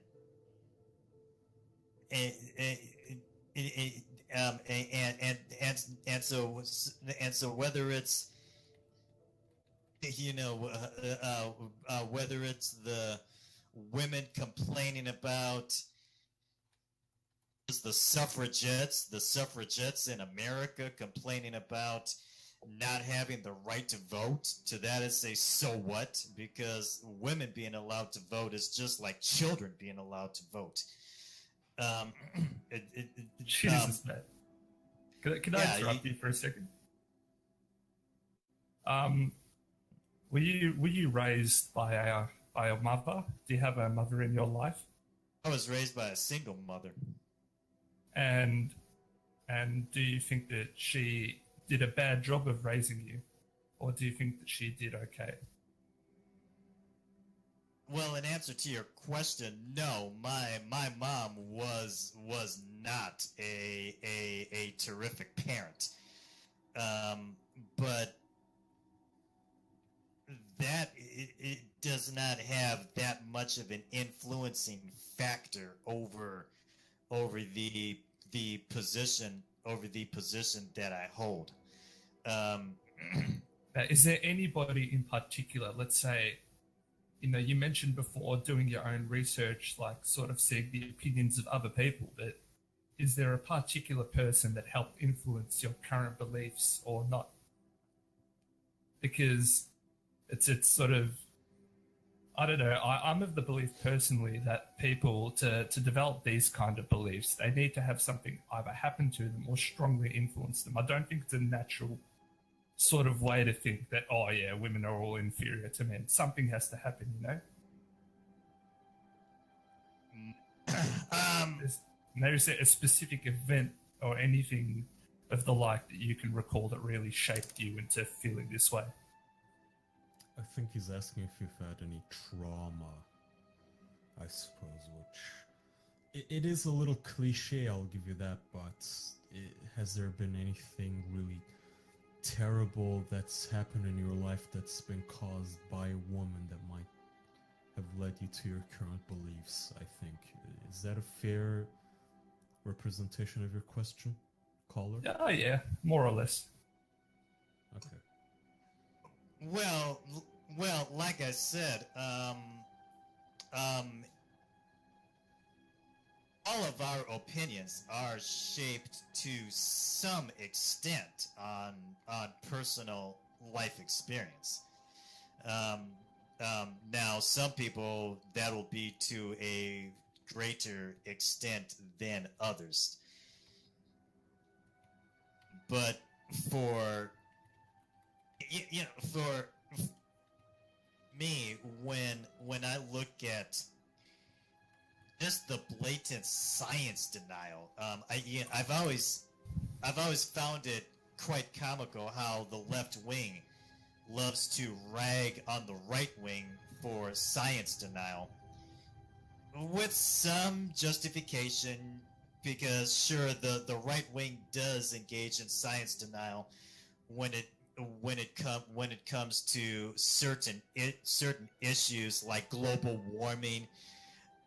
The left wing is just as bad as science denial. The only difference is the left wing just engages in science denial on different subject matters than the right wing. So when you hear the left wing and particularly feminists and SJWs saying there's no excuse for rape ever, but yet they'll never tell women, look, dumb bitch, if you're not looking to have casual sex, then don't send those kind of mixed signals by going out in public settings dressed slutty. And that is science denial. That is blatant science denial. When the left wing makes these arguments, rape is about power. Men need to be taught to not be so power driven. No, that's a crock of shit.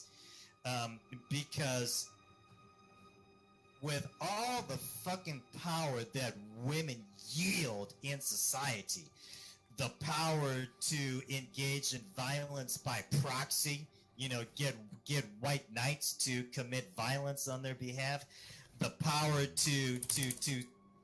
the power to have a man locked up in a cage. Are we really going to be that gullible and that stupid to believe that a man is going to resort to that kind of extreme, absent a hyperbolic degree of sexual arousal? Give me a fucking break. Okay. This thingy, I'll need you to wind down your question for one last comment if you have any.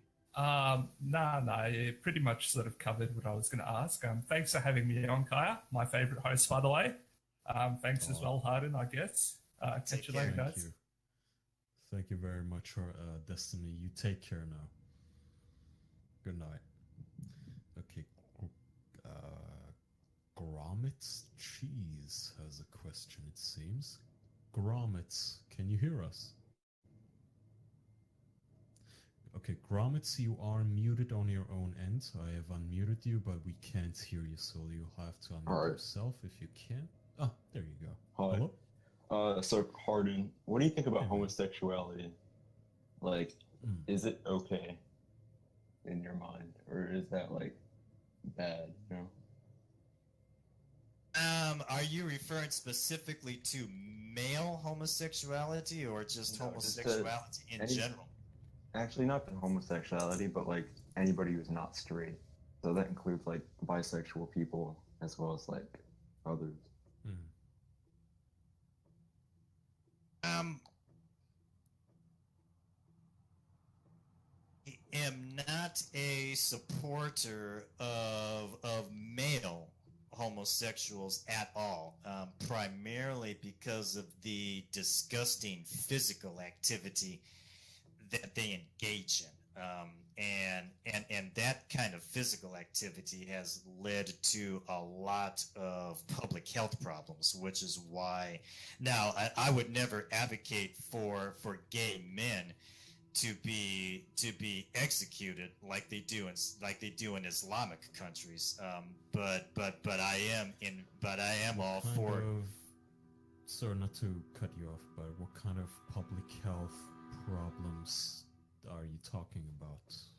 For example, so the category of diseases that science refers to as sexual diseases or STDs, like AIDS and syphilis and gonorrhea and those things, I'm not convinced those diseases are occurring as a result of normal sex. And when I say normal sex, I mean penis, vagina. I'm not convinced because for any species to be that genetically inferior, to be prone to such diseases, just as a result of the natural act of sex, I mean that's a species that would be doomed to extinction within a short period of time, probably two or three generations, because that would be a genetically inferior species. Are you talking about HIV specifically? All of the is that what you're talking about? All of that category of diseases, yeah, AIDS or syphilis or gonorrhea, any of those. But those are also passed between men and women. Well, that's to say, heterosexual sex. See, the rectum is not a sexual organ, for should absolutely never be used that way. The rectum is the body's septic system. It's not designed to be penetrated by an object. It is designed for elimination of bowel waste. So when you have, that's why, for example, a lot of gay males, particularly the ones who like to be on the receiving end of anal penetration. A lot of those guys eventually reach a point where they have to start wearing tampons up their rectums because their rectum has been stretched out to the point where it can never properly close, and because of that issue, if they don't have something plugging their rectum, they often end up with feces on their underwear and all kinds of crazy stuff like that. I mean, I've never heard of that, but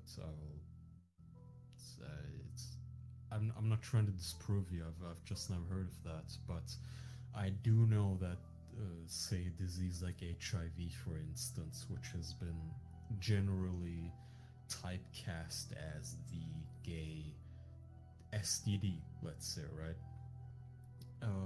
Because there's certain reasons for it. Because, say, HIV specifically, for example, it's usually the most prevalent amongst gay youth, for example. That's true, but it's still, we do still have data on the fact that straight couples still can get HIV. I mean, there's still obviously women who have HIV.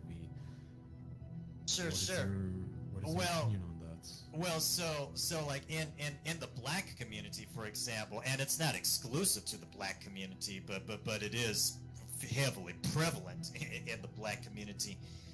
You've got what's known as the download phenomenon, where you'll have guys who have done prison time and have either engaged in forced anal penetration themselves or have been subjected to it themselves, and when they come out of prison, now they've got AIDS or who knows whatever the fuck other diseases they might have contracted, and they start dating a girl and they pass that disease on to her. Yes, that does happen, but the reason AIDS was referred to as a gay male disease when it was first recognized as a pandemic in the early 1980s.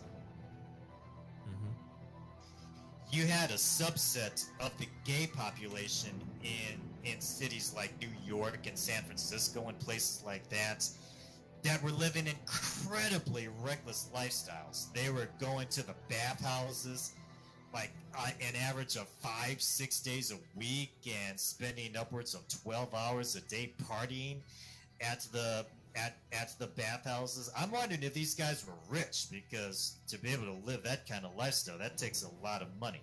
but anyway, No, I agree that the lifestyle plays of course it does a lot, right? The lifestyle plays a huge role in whether or not you and any sexual activity, of course. But when you get the disease, I don't think a whole lot of people would disagree with you on the statistics, though. Pure data, numbers of the, I don't know, CDC, health.gov statistics that gay men are more affected by HIV than, say, a straight couple. But does that really... What I'm trying to say is, if you have, say, a promiscuous woman who has HIV, could she not spread it just as easily as a homosexual man if she really wanted to? Right? I think that's what it boils down to for a lot of men. It's true that gay men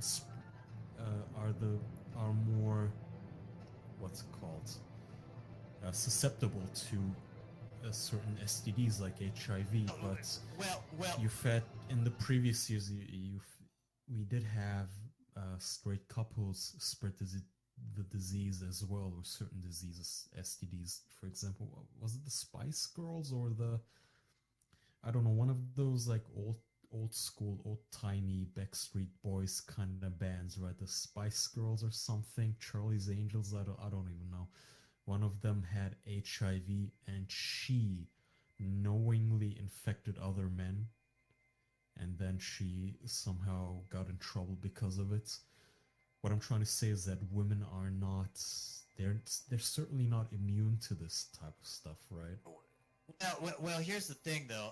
We really need to have an honest scientific discussion about this, and mainstream scientists will simply not engage in that discussion because they're afraid of the backlash to their careers from feminists and SJWs. See, when the rectum is penetrated enough by a large object, a very large object like a penis, what happens is you get tearing the protective lining in the rectum because it's not made for that activity like a vagina is. A vagina has multiple layers of protective lining. That's why the lining in a vagina doesn't get torn easily when it's penetrated and thrusted by a penis or a dildo. Little more risk with a dildo to a woman's vagina, just because dildos are unnaturally hard. They're just much harder than a natural penis could ever get. They're unnaturally hard, but yet a vagina can still handle that, though, because it's made for that activity. Whereas the rectum has a very thin shield lining that tears easily, and then once that tears, now you've got semen leaching into the bloodstream. You've got feces leaching in to the bloodstream. What kind of diseases might that be leading to? See, that is something that mainstream science has never addressed. So I'm going to have the next caller in just a second, but before I do, are you saying that this is... So I agree with you. Well, let's not say agree, but because this is more of a data-driven thing where neither you or I could disagree with, it is true that HIV is much more prevalent in the homosexual community than it is in the straight community. That's true, yeah. But actually, that factually speaking, the only group of people for whom the rate of HIV infections is rising rather than declining is gay minorities, right? Gay Hispanics, gay black men. That may be true, but if we...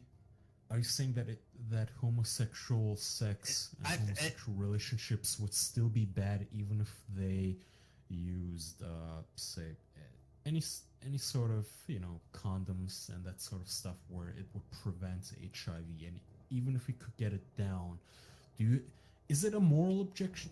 This is what it boils down to. Do you have a moral objection to it, or is it purely pragmatic, where you don't want diseases spreading?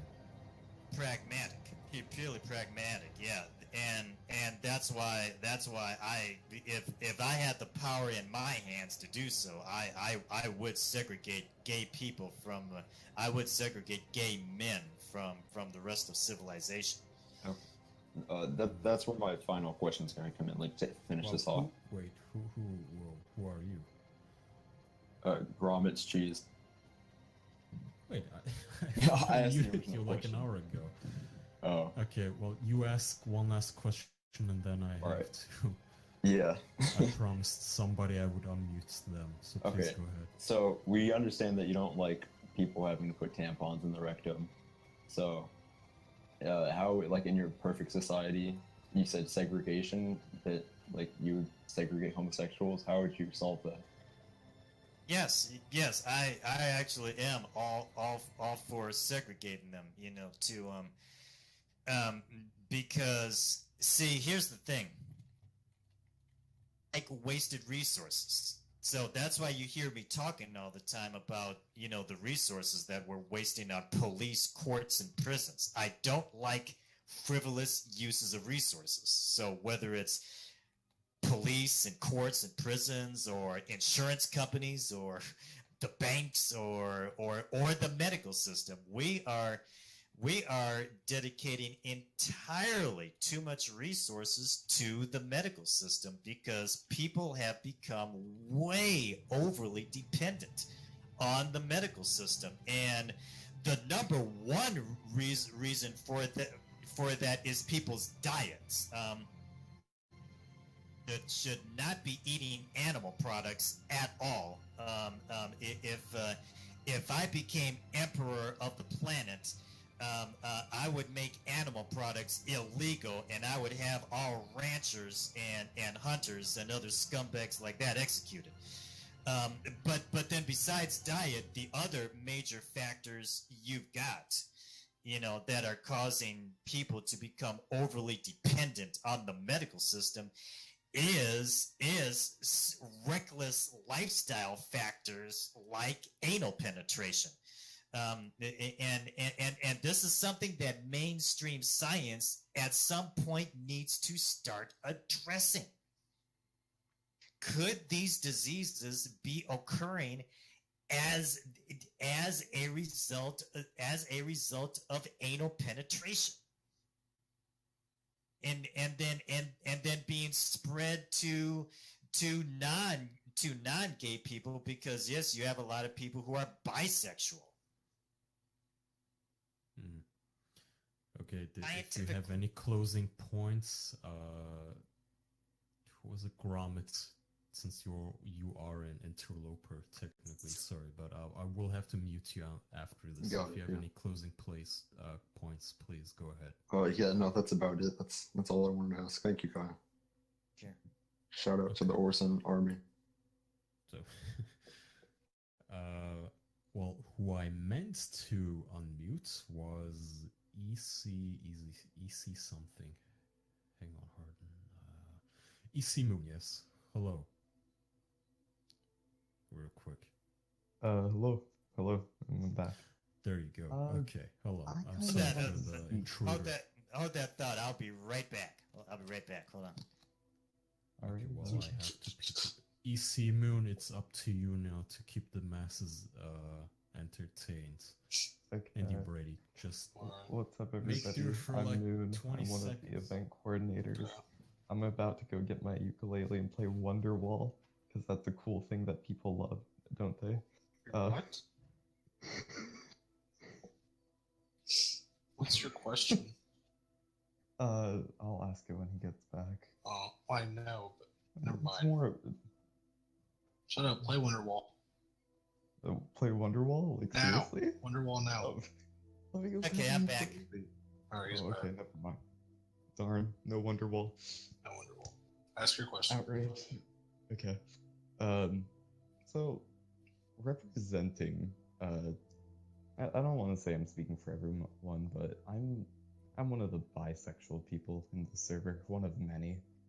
And I'm understandably upset with your remarks, because STDs aren't primarily just gays, even though there is a big trend. I mean, it might be the fact that gays don't have to use as much protection. I don't know, but yeah.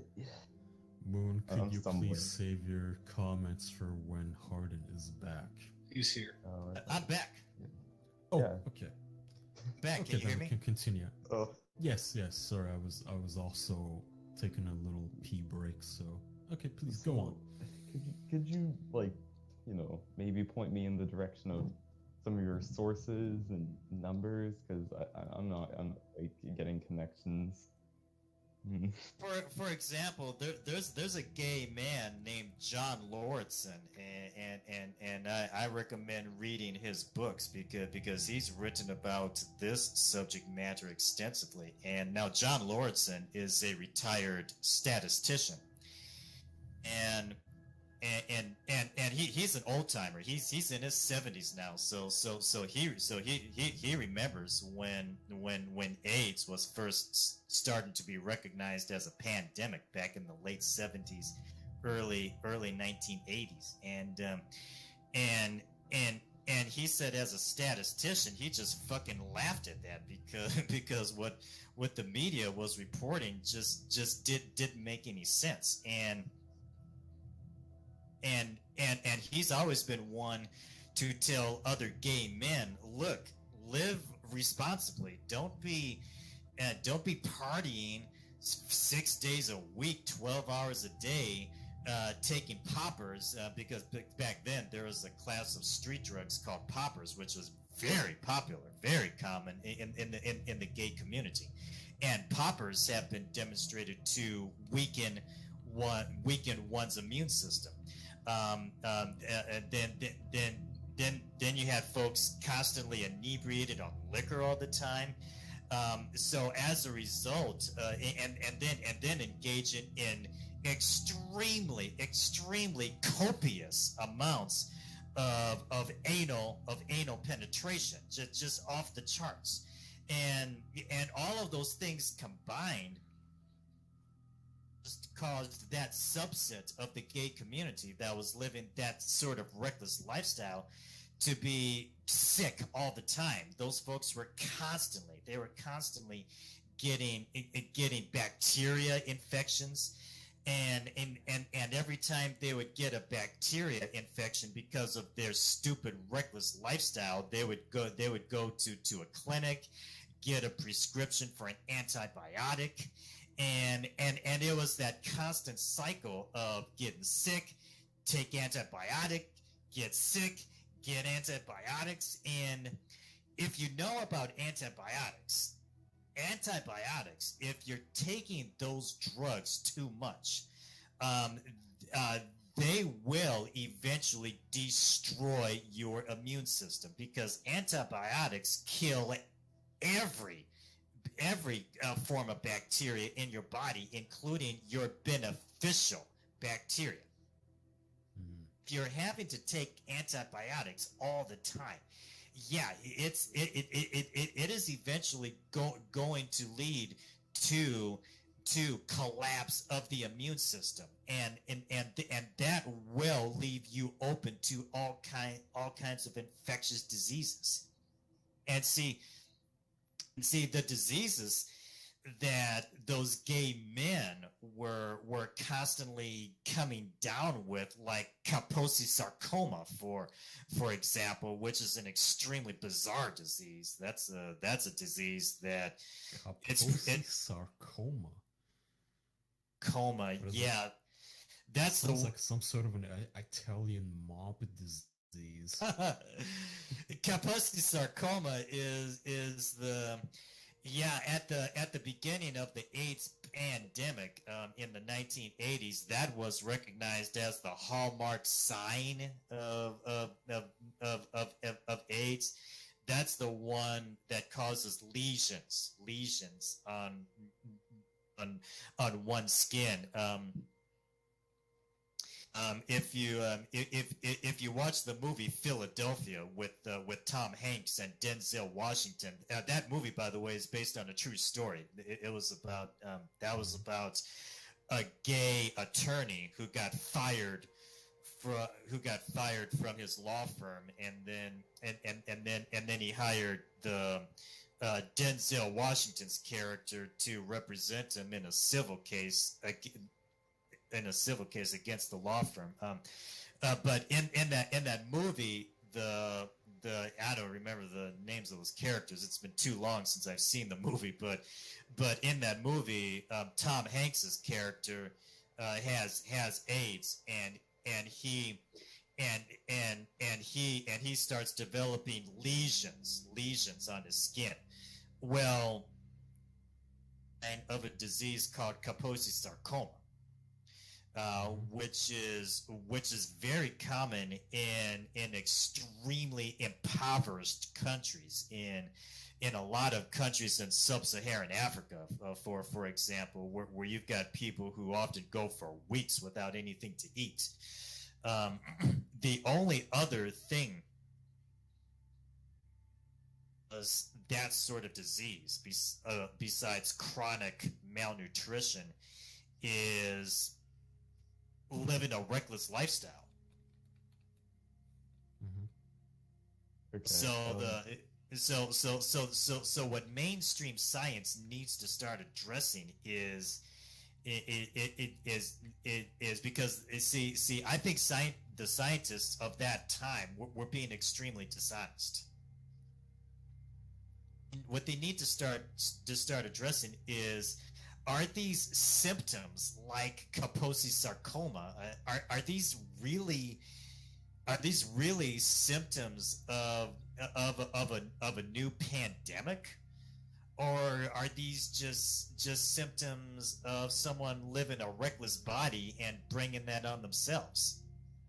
I don't mean to disregard everything you just said, but taking it back to the start of what you said with the chain of antibiotics and keep on getting more bacteria, it's that doesn't specifically pertain uh, to gays or homosexuals as much as just everyone. I don't see how this would affect gays more than heterosexuals, especially seeing as how more often than not they're more common. So it seems to me that like they seem just about the same likelihood to spread these diseases. That's debatable, and I frankly am not convinced. Am not convinced of that. Just simply due to the health risk that anal penetration in general poses. Not to mention, not to mention the fact that health risk is amplified when you combine it with other reckless lifestyle factors, like getting inebriated all the time and partying too much, chronic sleep deprivation, a poor diet. But go ahead. You were saying. Oh, I just wanted to ask you. I mean, I agree with you with the whole, if you have a shitty lifestyle all the time, you can't really blame anything specific. It's really on you. But it sounds a lot like you have more of a moral problem with homosexuality, and would you still have the same problem with them if, say, one day technology or science finds a way for us to alleviate all of these problems? Like, let's say STDs. Let's say one day science finds a solution to all STDs across the spectrum, no matter your sexuality, HIV, AIDS, gonorrhea, syphilis, whatever it may be, doesn't exist anymore. Do you think that gays would still pose a problem, or would you just simply not care anymore? I would be less inclined to care, but I would still find of a man being sexually aroused by a rectum just downright damn bizarre. Well, it's not. But what if it's it's not so much. Hang on, what if a man can be aroused by a rectum without being gay? I mean, have you never been aroused by a female rectum? Oh. Yeah. Oh. Hello? Sorry, did you say no? You cut out. Yeah, no. I said no. Oh. Never? I mean, never. That's... Wow. Nope. Never. Wow. Personally, my experience sexuality, especially the homosexual kind, it doesn't have to do with the parts. It has to do with the person. Like, if you're straight, I'm not just going to say like, oh, you only like her because of she has a nice vagina, right? I mean. Yeah, but I'm coming across that too, but also, I mean, if Ariana Grande was looking at you and saying, I want to sit down and squat on your face, I want you to lick my pussy and ass, you would say no? Lick her rectum? No. No, and I'm not into oral activity, oral sex activities. So no, I wouldn't be down with that either. I wouldn't at be, all. I wouldn't be down No with oral? I wouldn't be down with licking her vagina either. That's very... I don't know how to put it. I mean, you call them tradcon, but that's very... I don't want to be condescending and call it prudish, but what's the most, let's say, depraved thing you would do then? Because most people would consider oral to be a standard aspect of sex. I mean, at least I think that most people would not consider oral sex to be very deviant or very. I don't know. It's most people consider it to be a regular thing of sex.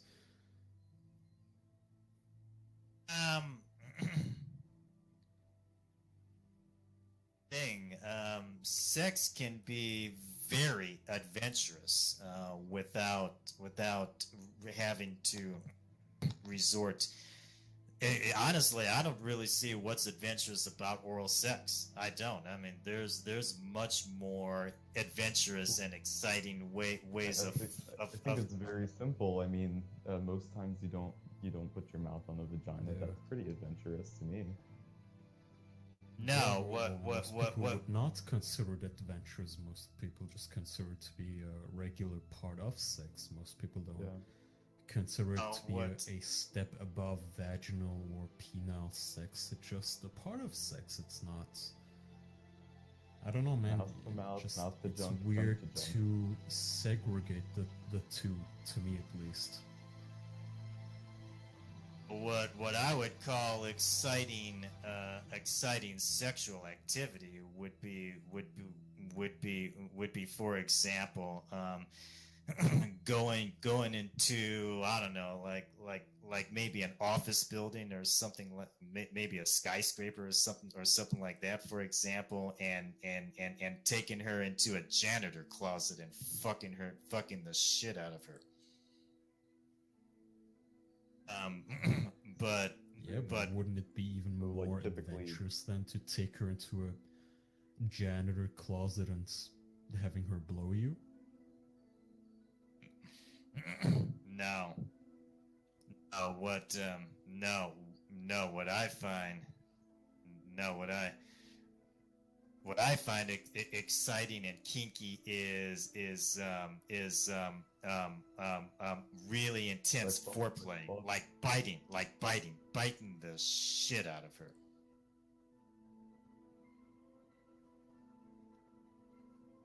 I'm not gonna disagree with that, but I mean, we all enjoy biting, but biting in and of itself doesn't make you come. I mean, would you really be anti-blowjob if you were receiving a blowjob at the time? If it was in an office building or I don't care if it's at the peak at the top of the new Freedom Tower where they, replaced the 9/11 towers. I don't care. I mean, are you really even against oral sex when the woman is serving you, let's say? I'm not interested in it. No. I like the feel of a vagina.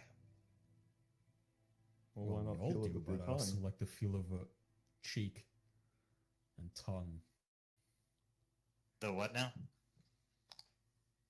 A mouth. I mean, a lot of people, I think, would agree that they also like the feel of a mouth. Women and men. Same. The same. That's weird, man. That's probably the weirdest opinion you hold. The most difficult to relate to. I don't know how to. I mean, have you previously had and enjoyed any oral sex or none? I've had it. Yeah, it's just it wasn't the same as a vagina. It wasn't the same kind of sensation. For a lot of people, oral sex is middle ground between foreplay and actual sex. I mean, it's kind of like the appetizer. Use some bad verbiage, but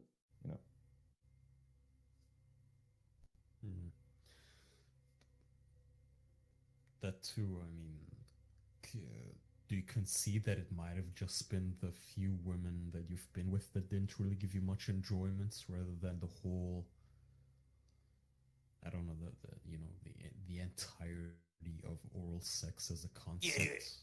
Yeah. Well. The thing is, feeling a woman's tongue on your dick, it's just not the same as the grooves and the walls inside a vagina. Not the same. It's not the same sensation. Well, yeah, I mean, that's why people are willing to try different things. I mean, you have people trying to suck their own dicks. It's a different sensation than normal. I mean, try something new. You might find something you like. Yeah. I'll never understand those people who suck their own dicks. I don't know, man. I have a friend like that, but he's kind of weird. Wow. Yeah, and I don't knock folks who are into oral sex. I don't even care. But it's not something that gets me. Isn't not something that I find exciting. Yeah, it's not the same as feeling the inside of a vagina. It's not the same thing.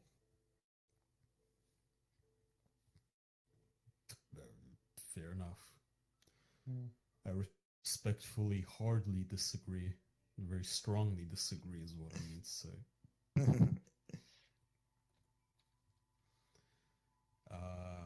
Wait, Moon, do you have any last questions? No, I think I got most everything out of the way. Nice discussion. Thank you for having me again, Kaya. Love you. Again. Take care. I don't remember you, but yeah, you take care now. But I do know Skeleton wanted to be on, but is he even here now? Yes, Skeletor, you have 3 All right. seconds to talk. Hi. Yeah. So I'm bringing it back to an old topic. Jesus, that was fast. Okay. I'm bringing it back to an older topic that has kind of been finished by now. I hope I'm not running it to the ground too much. But so I am a guy who, for the most of my life, has had some of my best friends be girls, and although I can acknowledge that, yeah, they're attractive physically, I don't want to fuck them. They're just friends to me. They're not, I don't see them in that way. So am I an outlier, or is that... Yeah, I think I'm speaking for a lot of guys here who are in the same position as me. I don't think that's something abnormal. So what's your opinion on that?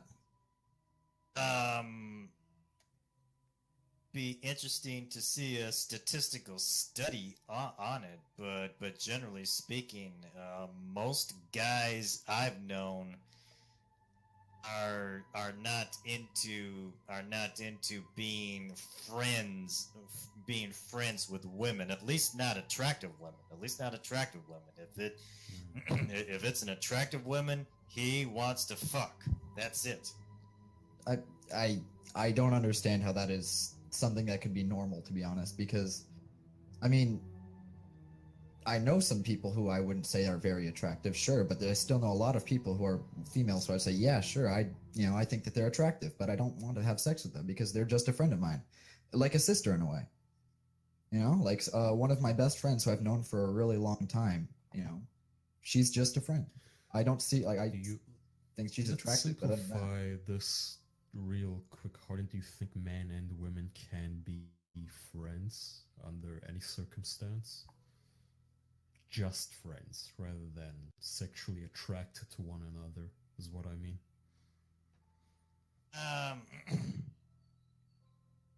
Well, I look at observable reality, and when you look at what observable reality shows us, and the conflict that we have between the genders, and how that conflict has led to government intervention, I have to say no. Of course, there's exceptions to every rule. Yes, there's exceptions to every rule, but see, I know very few people who have absolutely like zero friends of the opposite gender, and I know for a fact that a lot of them don't want to have sex with them, Or sorry, I know a lot of people who have many friends of the opposite gender, and I know for a fact that a lot of them don't want to have sex with them. I think that's, what's the issue there?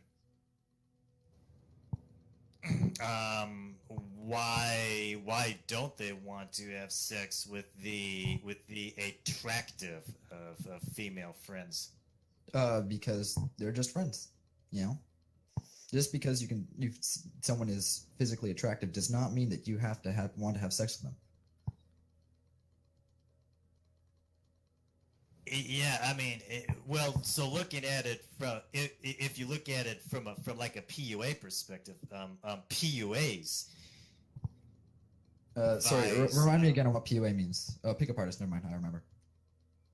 Yeah, PUAs actually advise guys to have attractive female friends. The argument they make is that if you have attractive female friends and you're seen out in public with them, that it gives you social proof.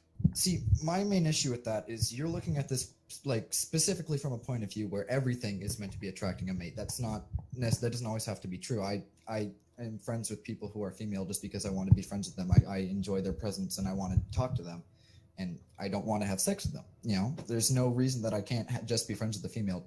Sorry, just because I want to be friends with them. You know, I don't have to be using them to try to get sex in any way. That's absurd. And sorry, continue. What do you derive out of a friendship with an attractive female? What do you derive out of that? I have a friend. You know, it's someone who I can talk to. As you would put it, a bro. Yeah, but is she really the same as one of your bros? Yeah. I mean, one of my closest friends, who I've been friends with pretty much since birth, used to live around the corner from me. We've known each other forever. And back in school, we used to tell each other we were cousins because we didn't want people to think that we were dating, because we had no attraction to each other, you know, in that sense, even though I will admit that, yeah, she's not ugly, you know, but I don't want to have sex with her, you know?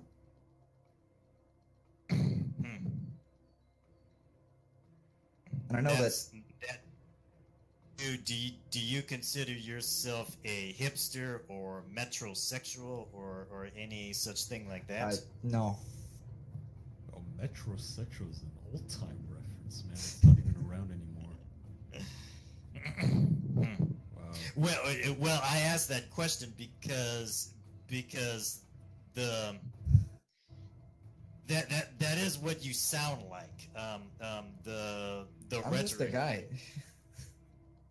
I think I'm fairly, like, uninteresting when it comes to stuff like that. I'm not abnormal in any way.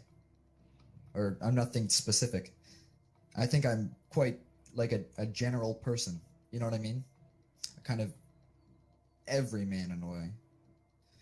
Well, the rhetoric that you're using, it's very comparable. It's very much comparable to like what you would hear from a hipster or a hippie or a metrosexual or any of those categories of guys.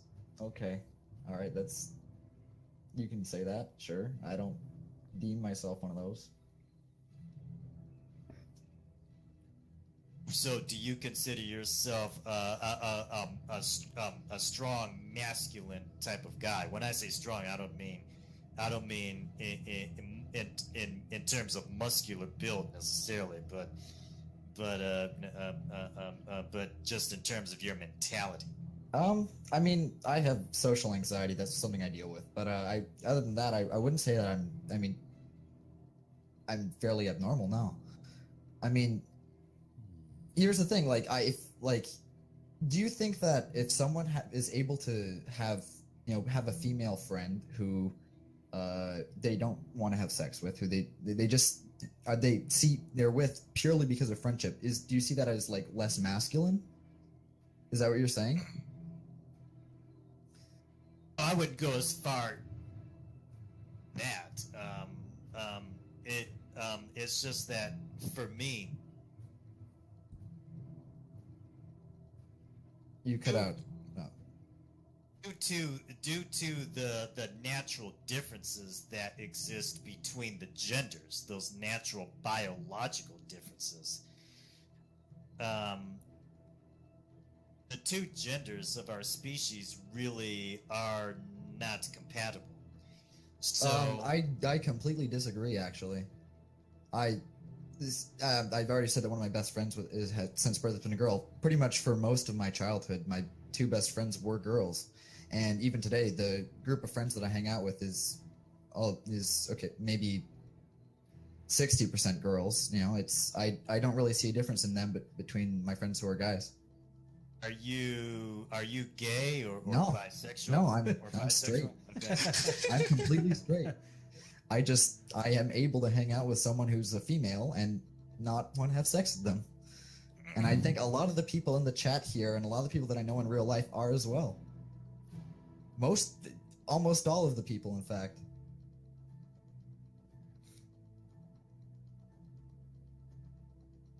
So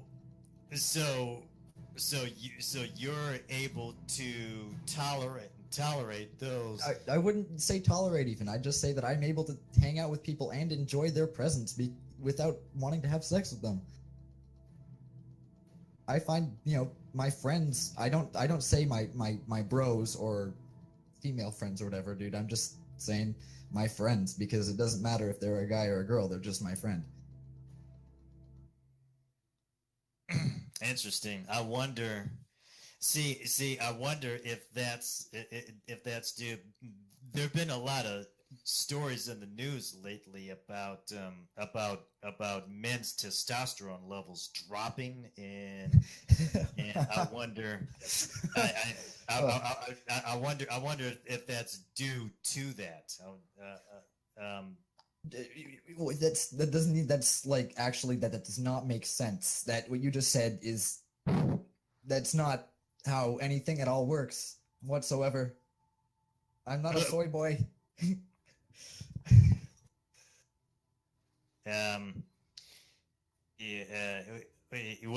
Well, soy has nothing to do with this. Soy does not cause testosterone reduction, but I do find it interesting though when I hear a guy saying that he has attractive female friends and does not get the urge to want to drag her into the nearest janitor closet and fuck her. It's that kind of sentence that is confusing to me because I don't think many people feel that way. I think that many people have a sense of willpower and also a state of mind where they're not just instantly overcome whenever. Sure, there are hormones which do stuff make you want to have sex with people. That's fine, but I think a lot of people have the conscience just to realize that's weird. Why would I want to do that? I know this person for a long time, and I have no reason to want to have sex with them right now. They're just my friend. I talk to them about fucking video games and shit.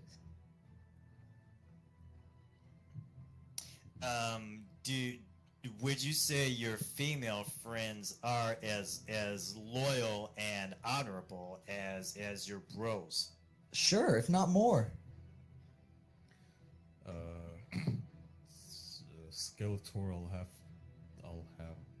must have you wind down your question a little bit. It's fine. Yeah, I've mostly been what I mostly wanted to hear has been said. You can mute me if you want now. Thanks for having me on though. Okay. Take care. All right, see you.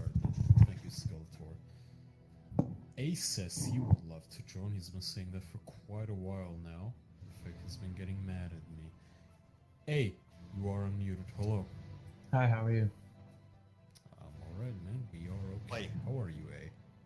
I'm doing great. You can call me A for short if you want. So, yeah. So Hardin. Okay. A while back you spoke about sex androids and how, these androids would really be beneficial in the future to basically eradicating the need for women. Just so we're on the same page, you've had sex before, right?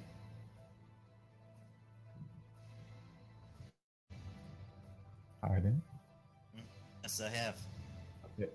Sorry, you cut out. And would you agree that Yes, I have. it's not solely for physical pleasure, but it's also a little bit psychological? Go logical. Yeah, psychological.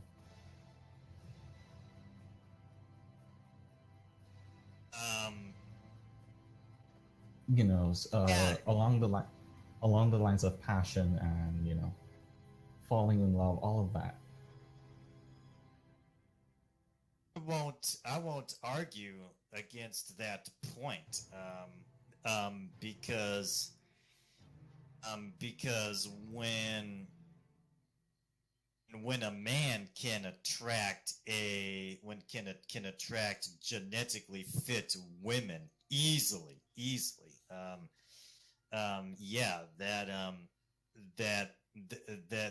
that does tend to greatly improve his sense of well-being.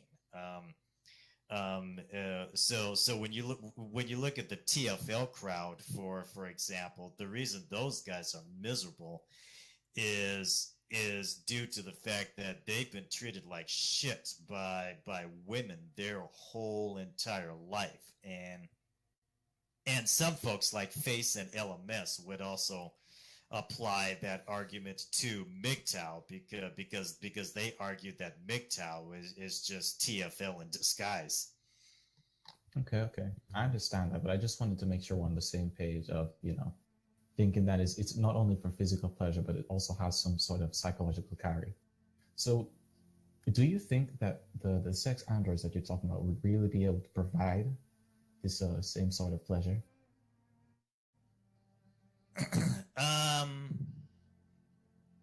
I have to say yes. I'm very much inclined to believe yes, because because with a sex android,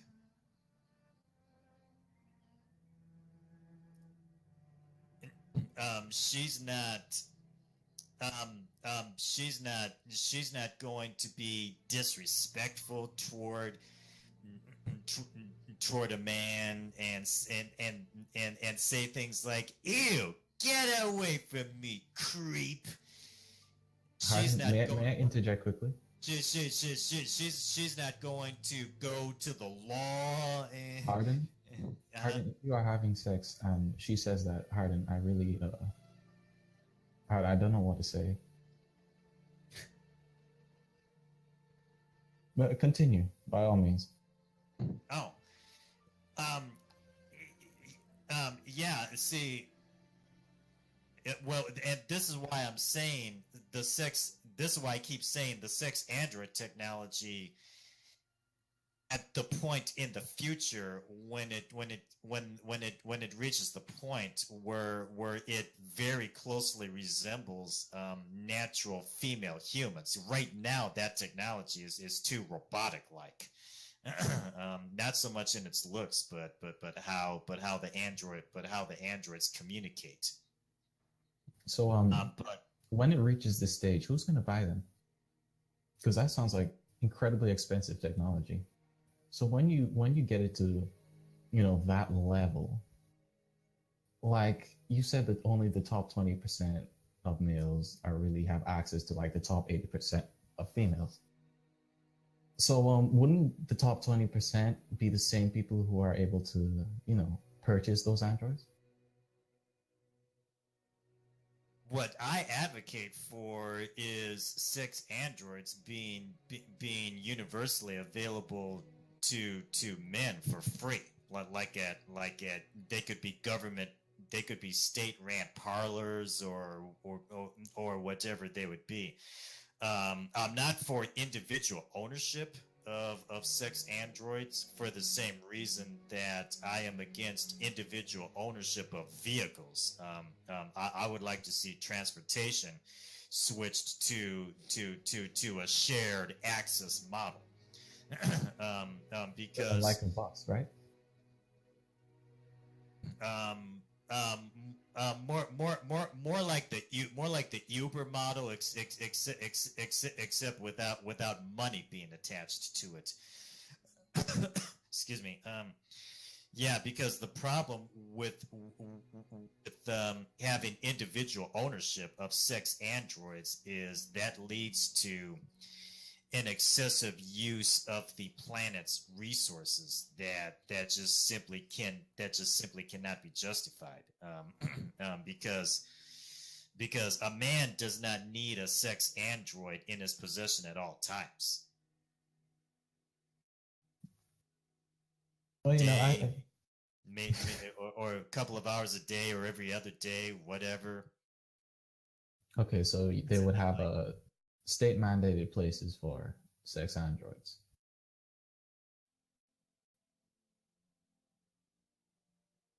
Hardin, are you okay? I can't hear you sometimes. You cut off. Sorry. It must be, I think it's an issue with this website, because that seems to happen often with this website for some reason. Who knows?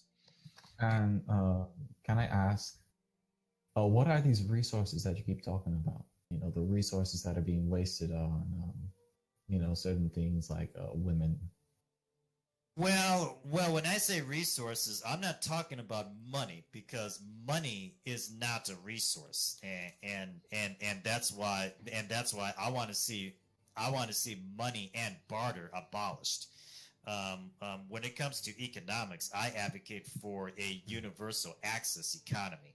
Universal basic income. That's what you're talking about, right? A universal basic income is different. I think UBI, it would be the next best thing to what I advocate for. But what I advocate for is a system with no money or bartering at all. So how would that work out exactly?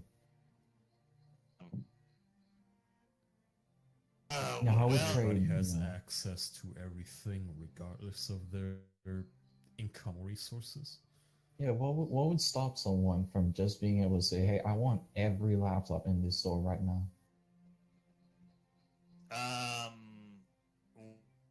Okay, I don't want to get too far off topic, because that is a separate subject matter, but I'll just say this.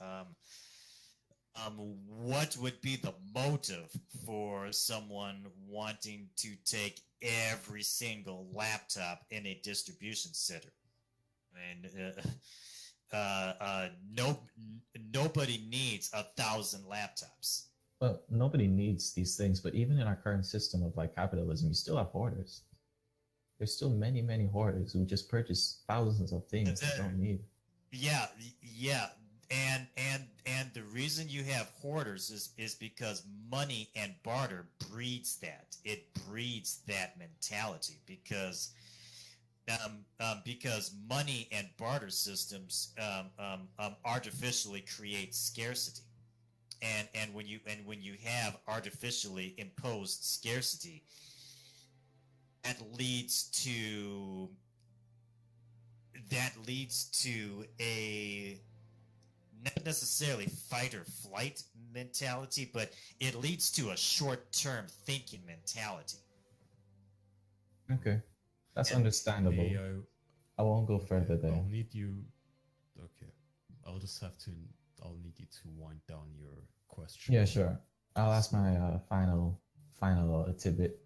So, assuming we eventually reach the point where sex robots are entirely the same as like an actual female and they can provide the same pleasure, same experience, all of that, wouldn't having a perfect substitute to like the female just result in like a 50-50 split between the female and the sex robot? 50-50 Since they're exactly the same. A 50-50 split between people, you know, using either the sex robot or, you know, an actual female, since they are the exact same thing.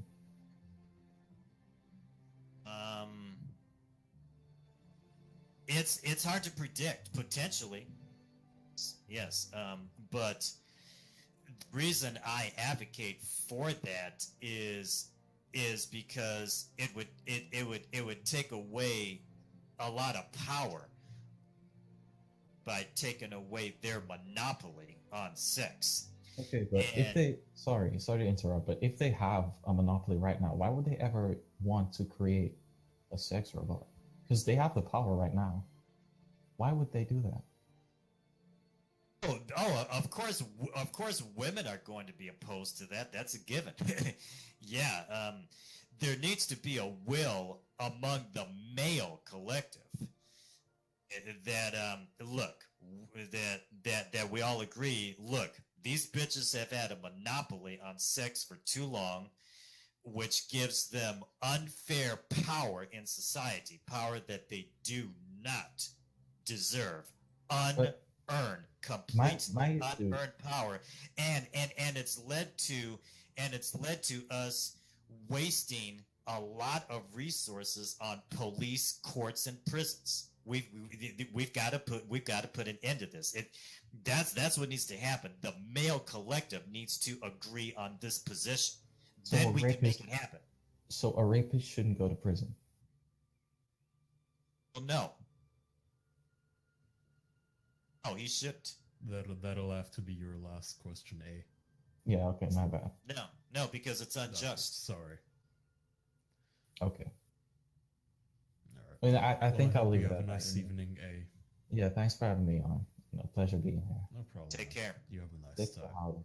Love you. But Hardin, before I have on the last question, which will have to be the last because it's a little late for me now. It's Oh yeah, you're probably ready it's to a little early. get some sleep. Yeah.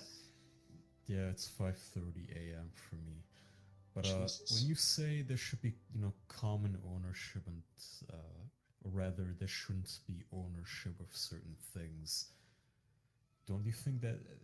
How do you feel about, doesn't that come very close to sharing your mate, which would not, at least to me personally, it sounds a lot like a very far left position. It almost sounds like cuckoldry, hey, I have this partner, I have this, whether it be a sex robot, whether it be an actual human female, I don't own her, I don't own anything about her, I have to share her with God knows how many other males.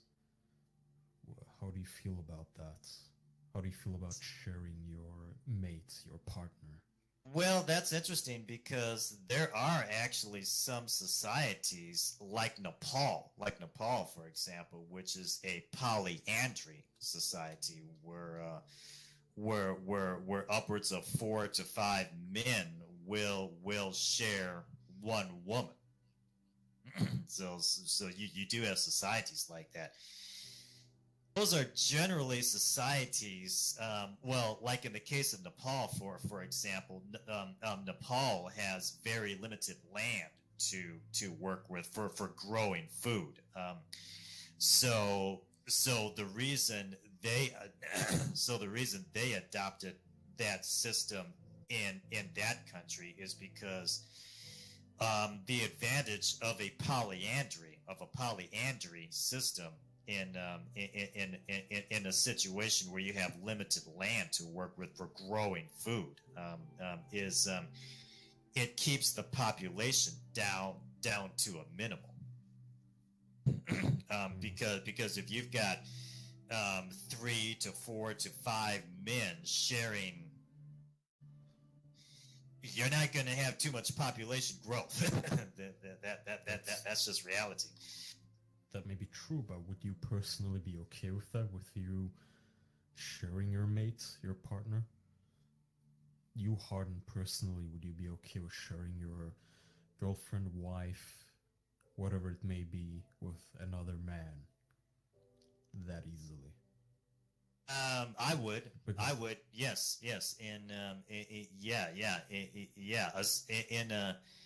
In a situation like if I was living in someplace like Nepal, I would have no problem with that because the way I would look at it, I'm getting some sex.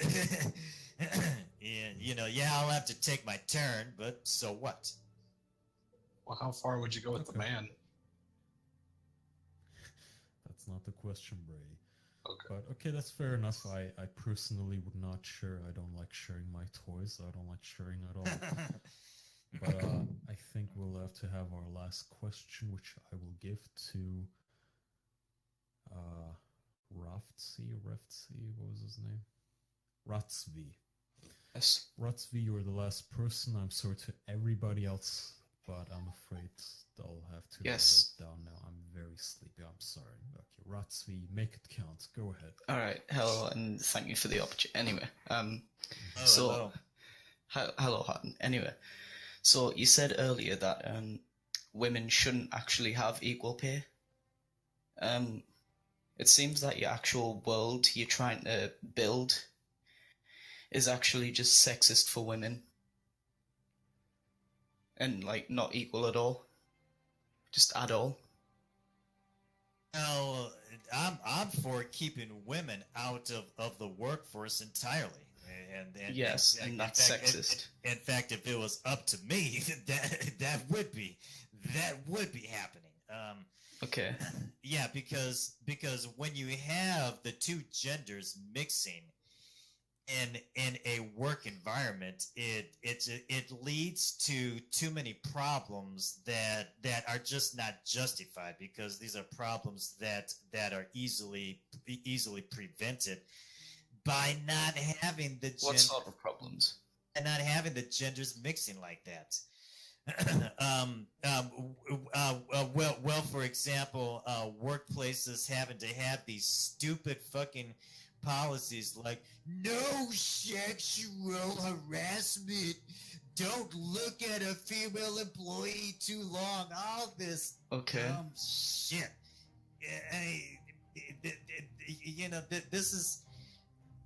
These are the kind of problems that you get when you get the two genders mixing together. And you think it's the women's fault? It's simple compatibility incompatibility between the two genders. So you think it's none of the men's problem, and the women should just get out of the workforce?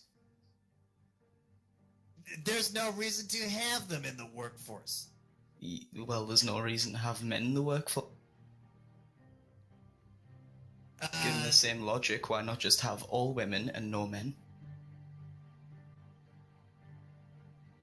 A 100% female workforce, you would see infrastructures collapse. You would see about a 95% reduction in science and technology. Because you think all women are the same.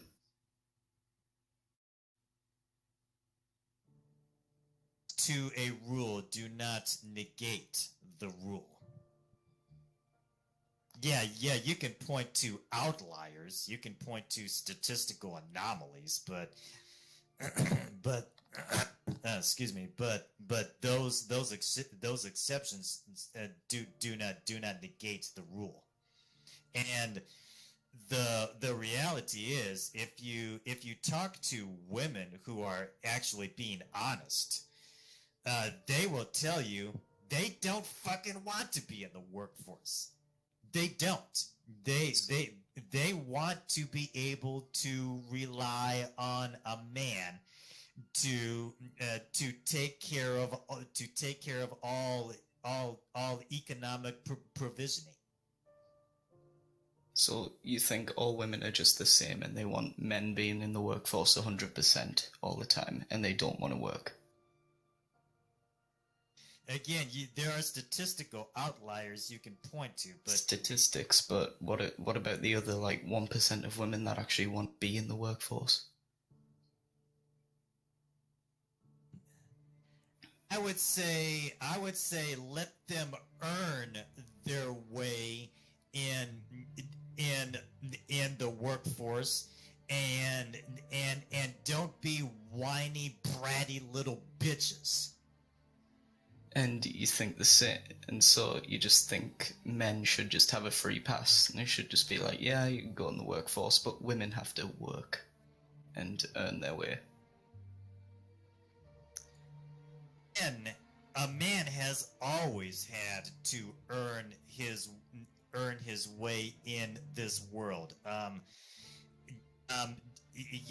you look at how modern day public welfare benefits are distributed. It's hard as hell for a man in need to get any kind of assistance because women always get first priority.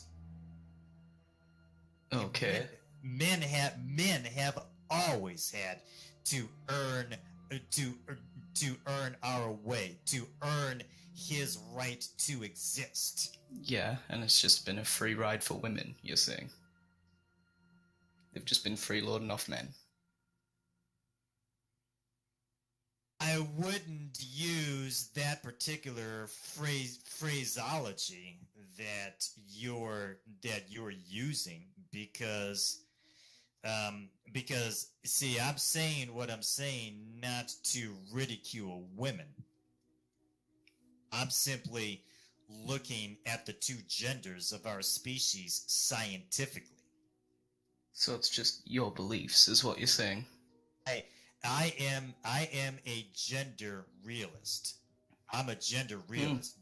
Just like the alt-right calls themselves race realists. You know, they believe in what's called race realism. I am a gender realist. But I think you think that all women are just the same, and all men want to be in the workforce, all women want to be stay-at-home mothers. Is that what you actually think? Overwhelming majority. Well over 90% of I just think you're extremely flawed. I'll need you to wind it down to one last question if you can. No, that's all I wanted. I just wanted to just get an understanding of what he thought. Okay. If you have any final comments, then either one of you, please go ahead. But I'll have to end it after this one.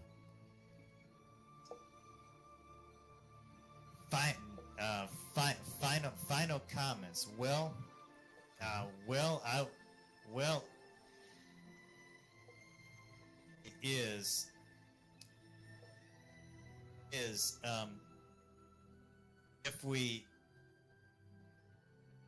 if we want to prevent civilization from collapsing, which hopefully that's all of everybody's goal. Their issue is a critical issue. That's one of the critical issues of our time that we do need to address, and there are plenty of social scientists like Dr. Jeffrey Miller, who's a faculty member at the University of New Mexico, the Albuquerque campus. In fact, he's been saying this his whole entire career that if we don't work on this issue between the genders that's leading to this conflict, this is putting civilization at danger of collapse. We have to critically address this issue and stop living in denial and stop pretending as if the genders are interchangeable, because male and female are not interchangeable. And so you base your beliefs off people who believe genders aren't interchangeable, and anyone else who says otherwise is just incorrect. Who believes that testosterone and estrogen are interchangeable, and a white matter brain and a gray matter brain are interchangeable is absolutely delusional. I have to take it down now. I get the feeling you guys are going to keep asking one another questions. Yeah. Unfortunately, it is almost 6 a.m. here, so. Oh man, yeah. You better get to sleep. Yeah. Can I make a comment real quick?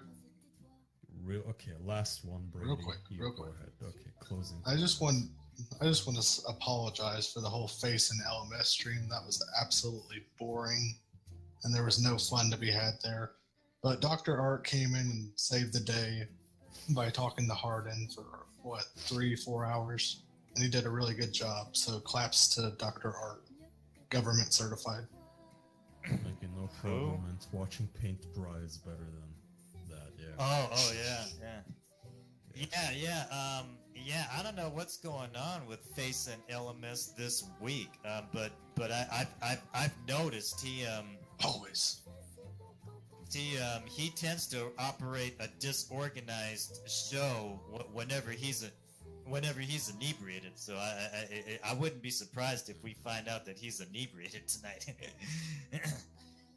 I don't know, man, but yeah, it's, let's not try to, I guess, talk about him when he's not here. So I would feel about you're feel right. bad about that, but yeah, you're so right. Either You're way, right, yeah. we will have. Can I just say today. something? Okay. No, I'm sorry. Seriously, last person. Okay, Go no, ahead. I fucked up. Okay. All right, I was bigging myself up for nothing. All right, peace. Thanks, Kai, for Alright. having me back on. Well, no problem, Brady. All right, well, thanks for everybody who's been on, for every guest we've had, for every call-in we've had, and for also Hardin, who's been here for nearly 4 hours. And also thank you for everybody who's been listening. And now I will go to sleep, and I will let the rest of you get to whatever you guys want to do today. Hey, So- bro, sleep well. Sleep well. Yeah. We'll Thanks, have. man. Yeah. Let's try to do it again soon. Yeah, man, definitely. You take care now. You too. And all of you take care. Have a good night, everybody. Good night. You too. Sleep well. Bye-bye. We love you, Hardin.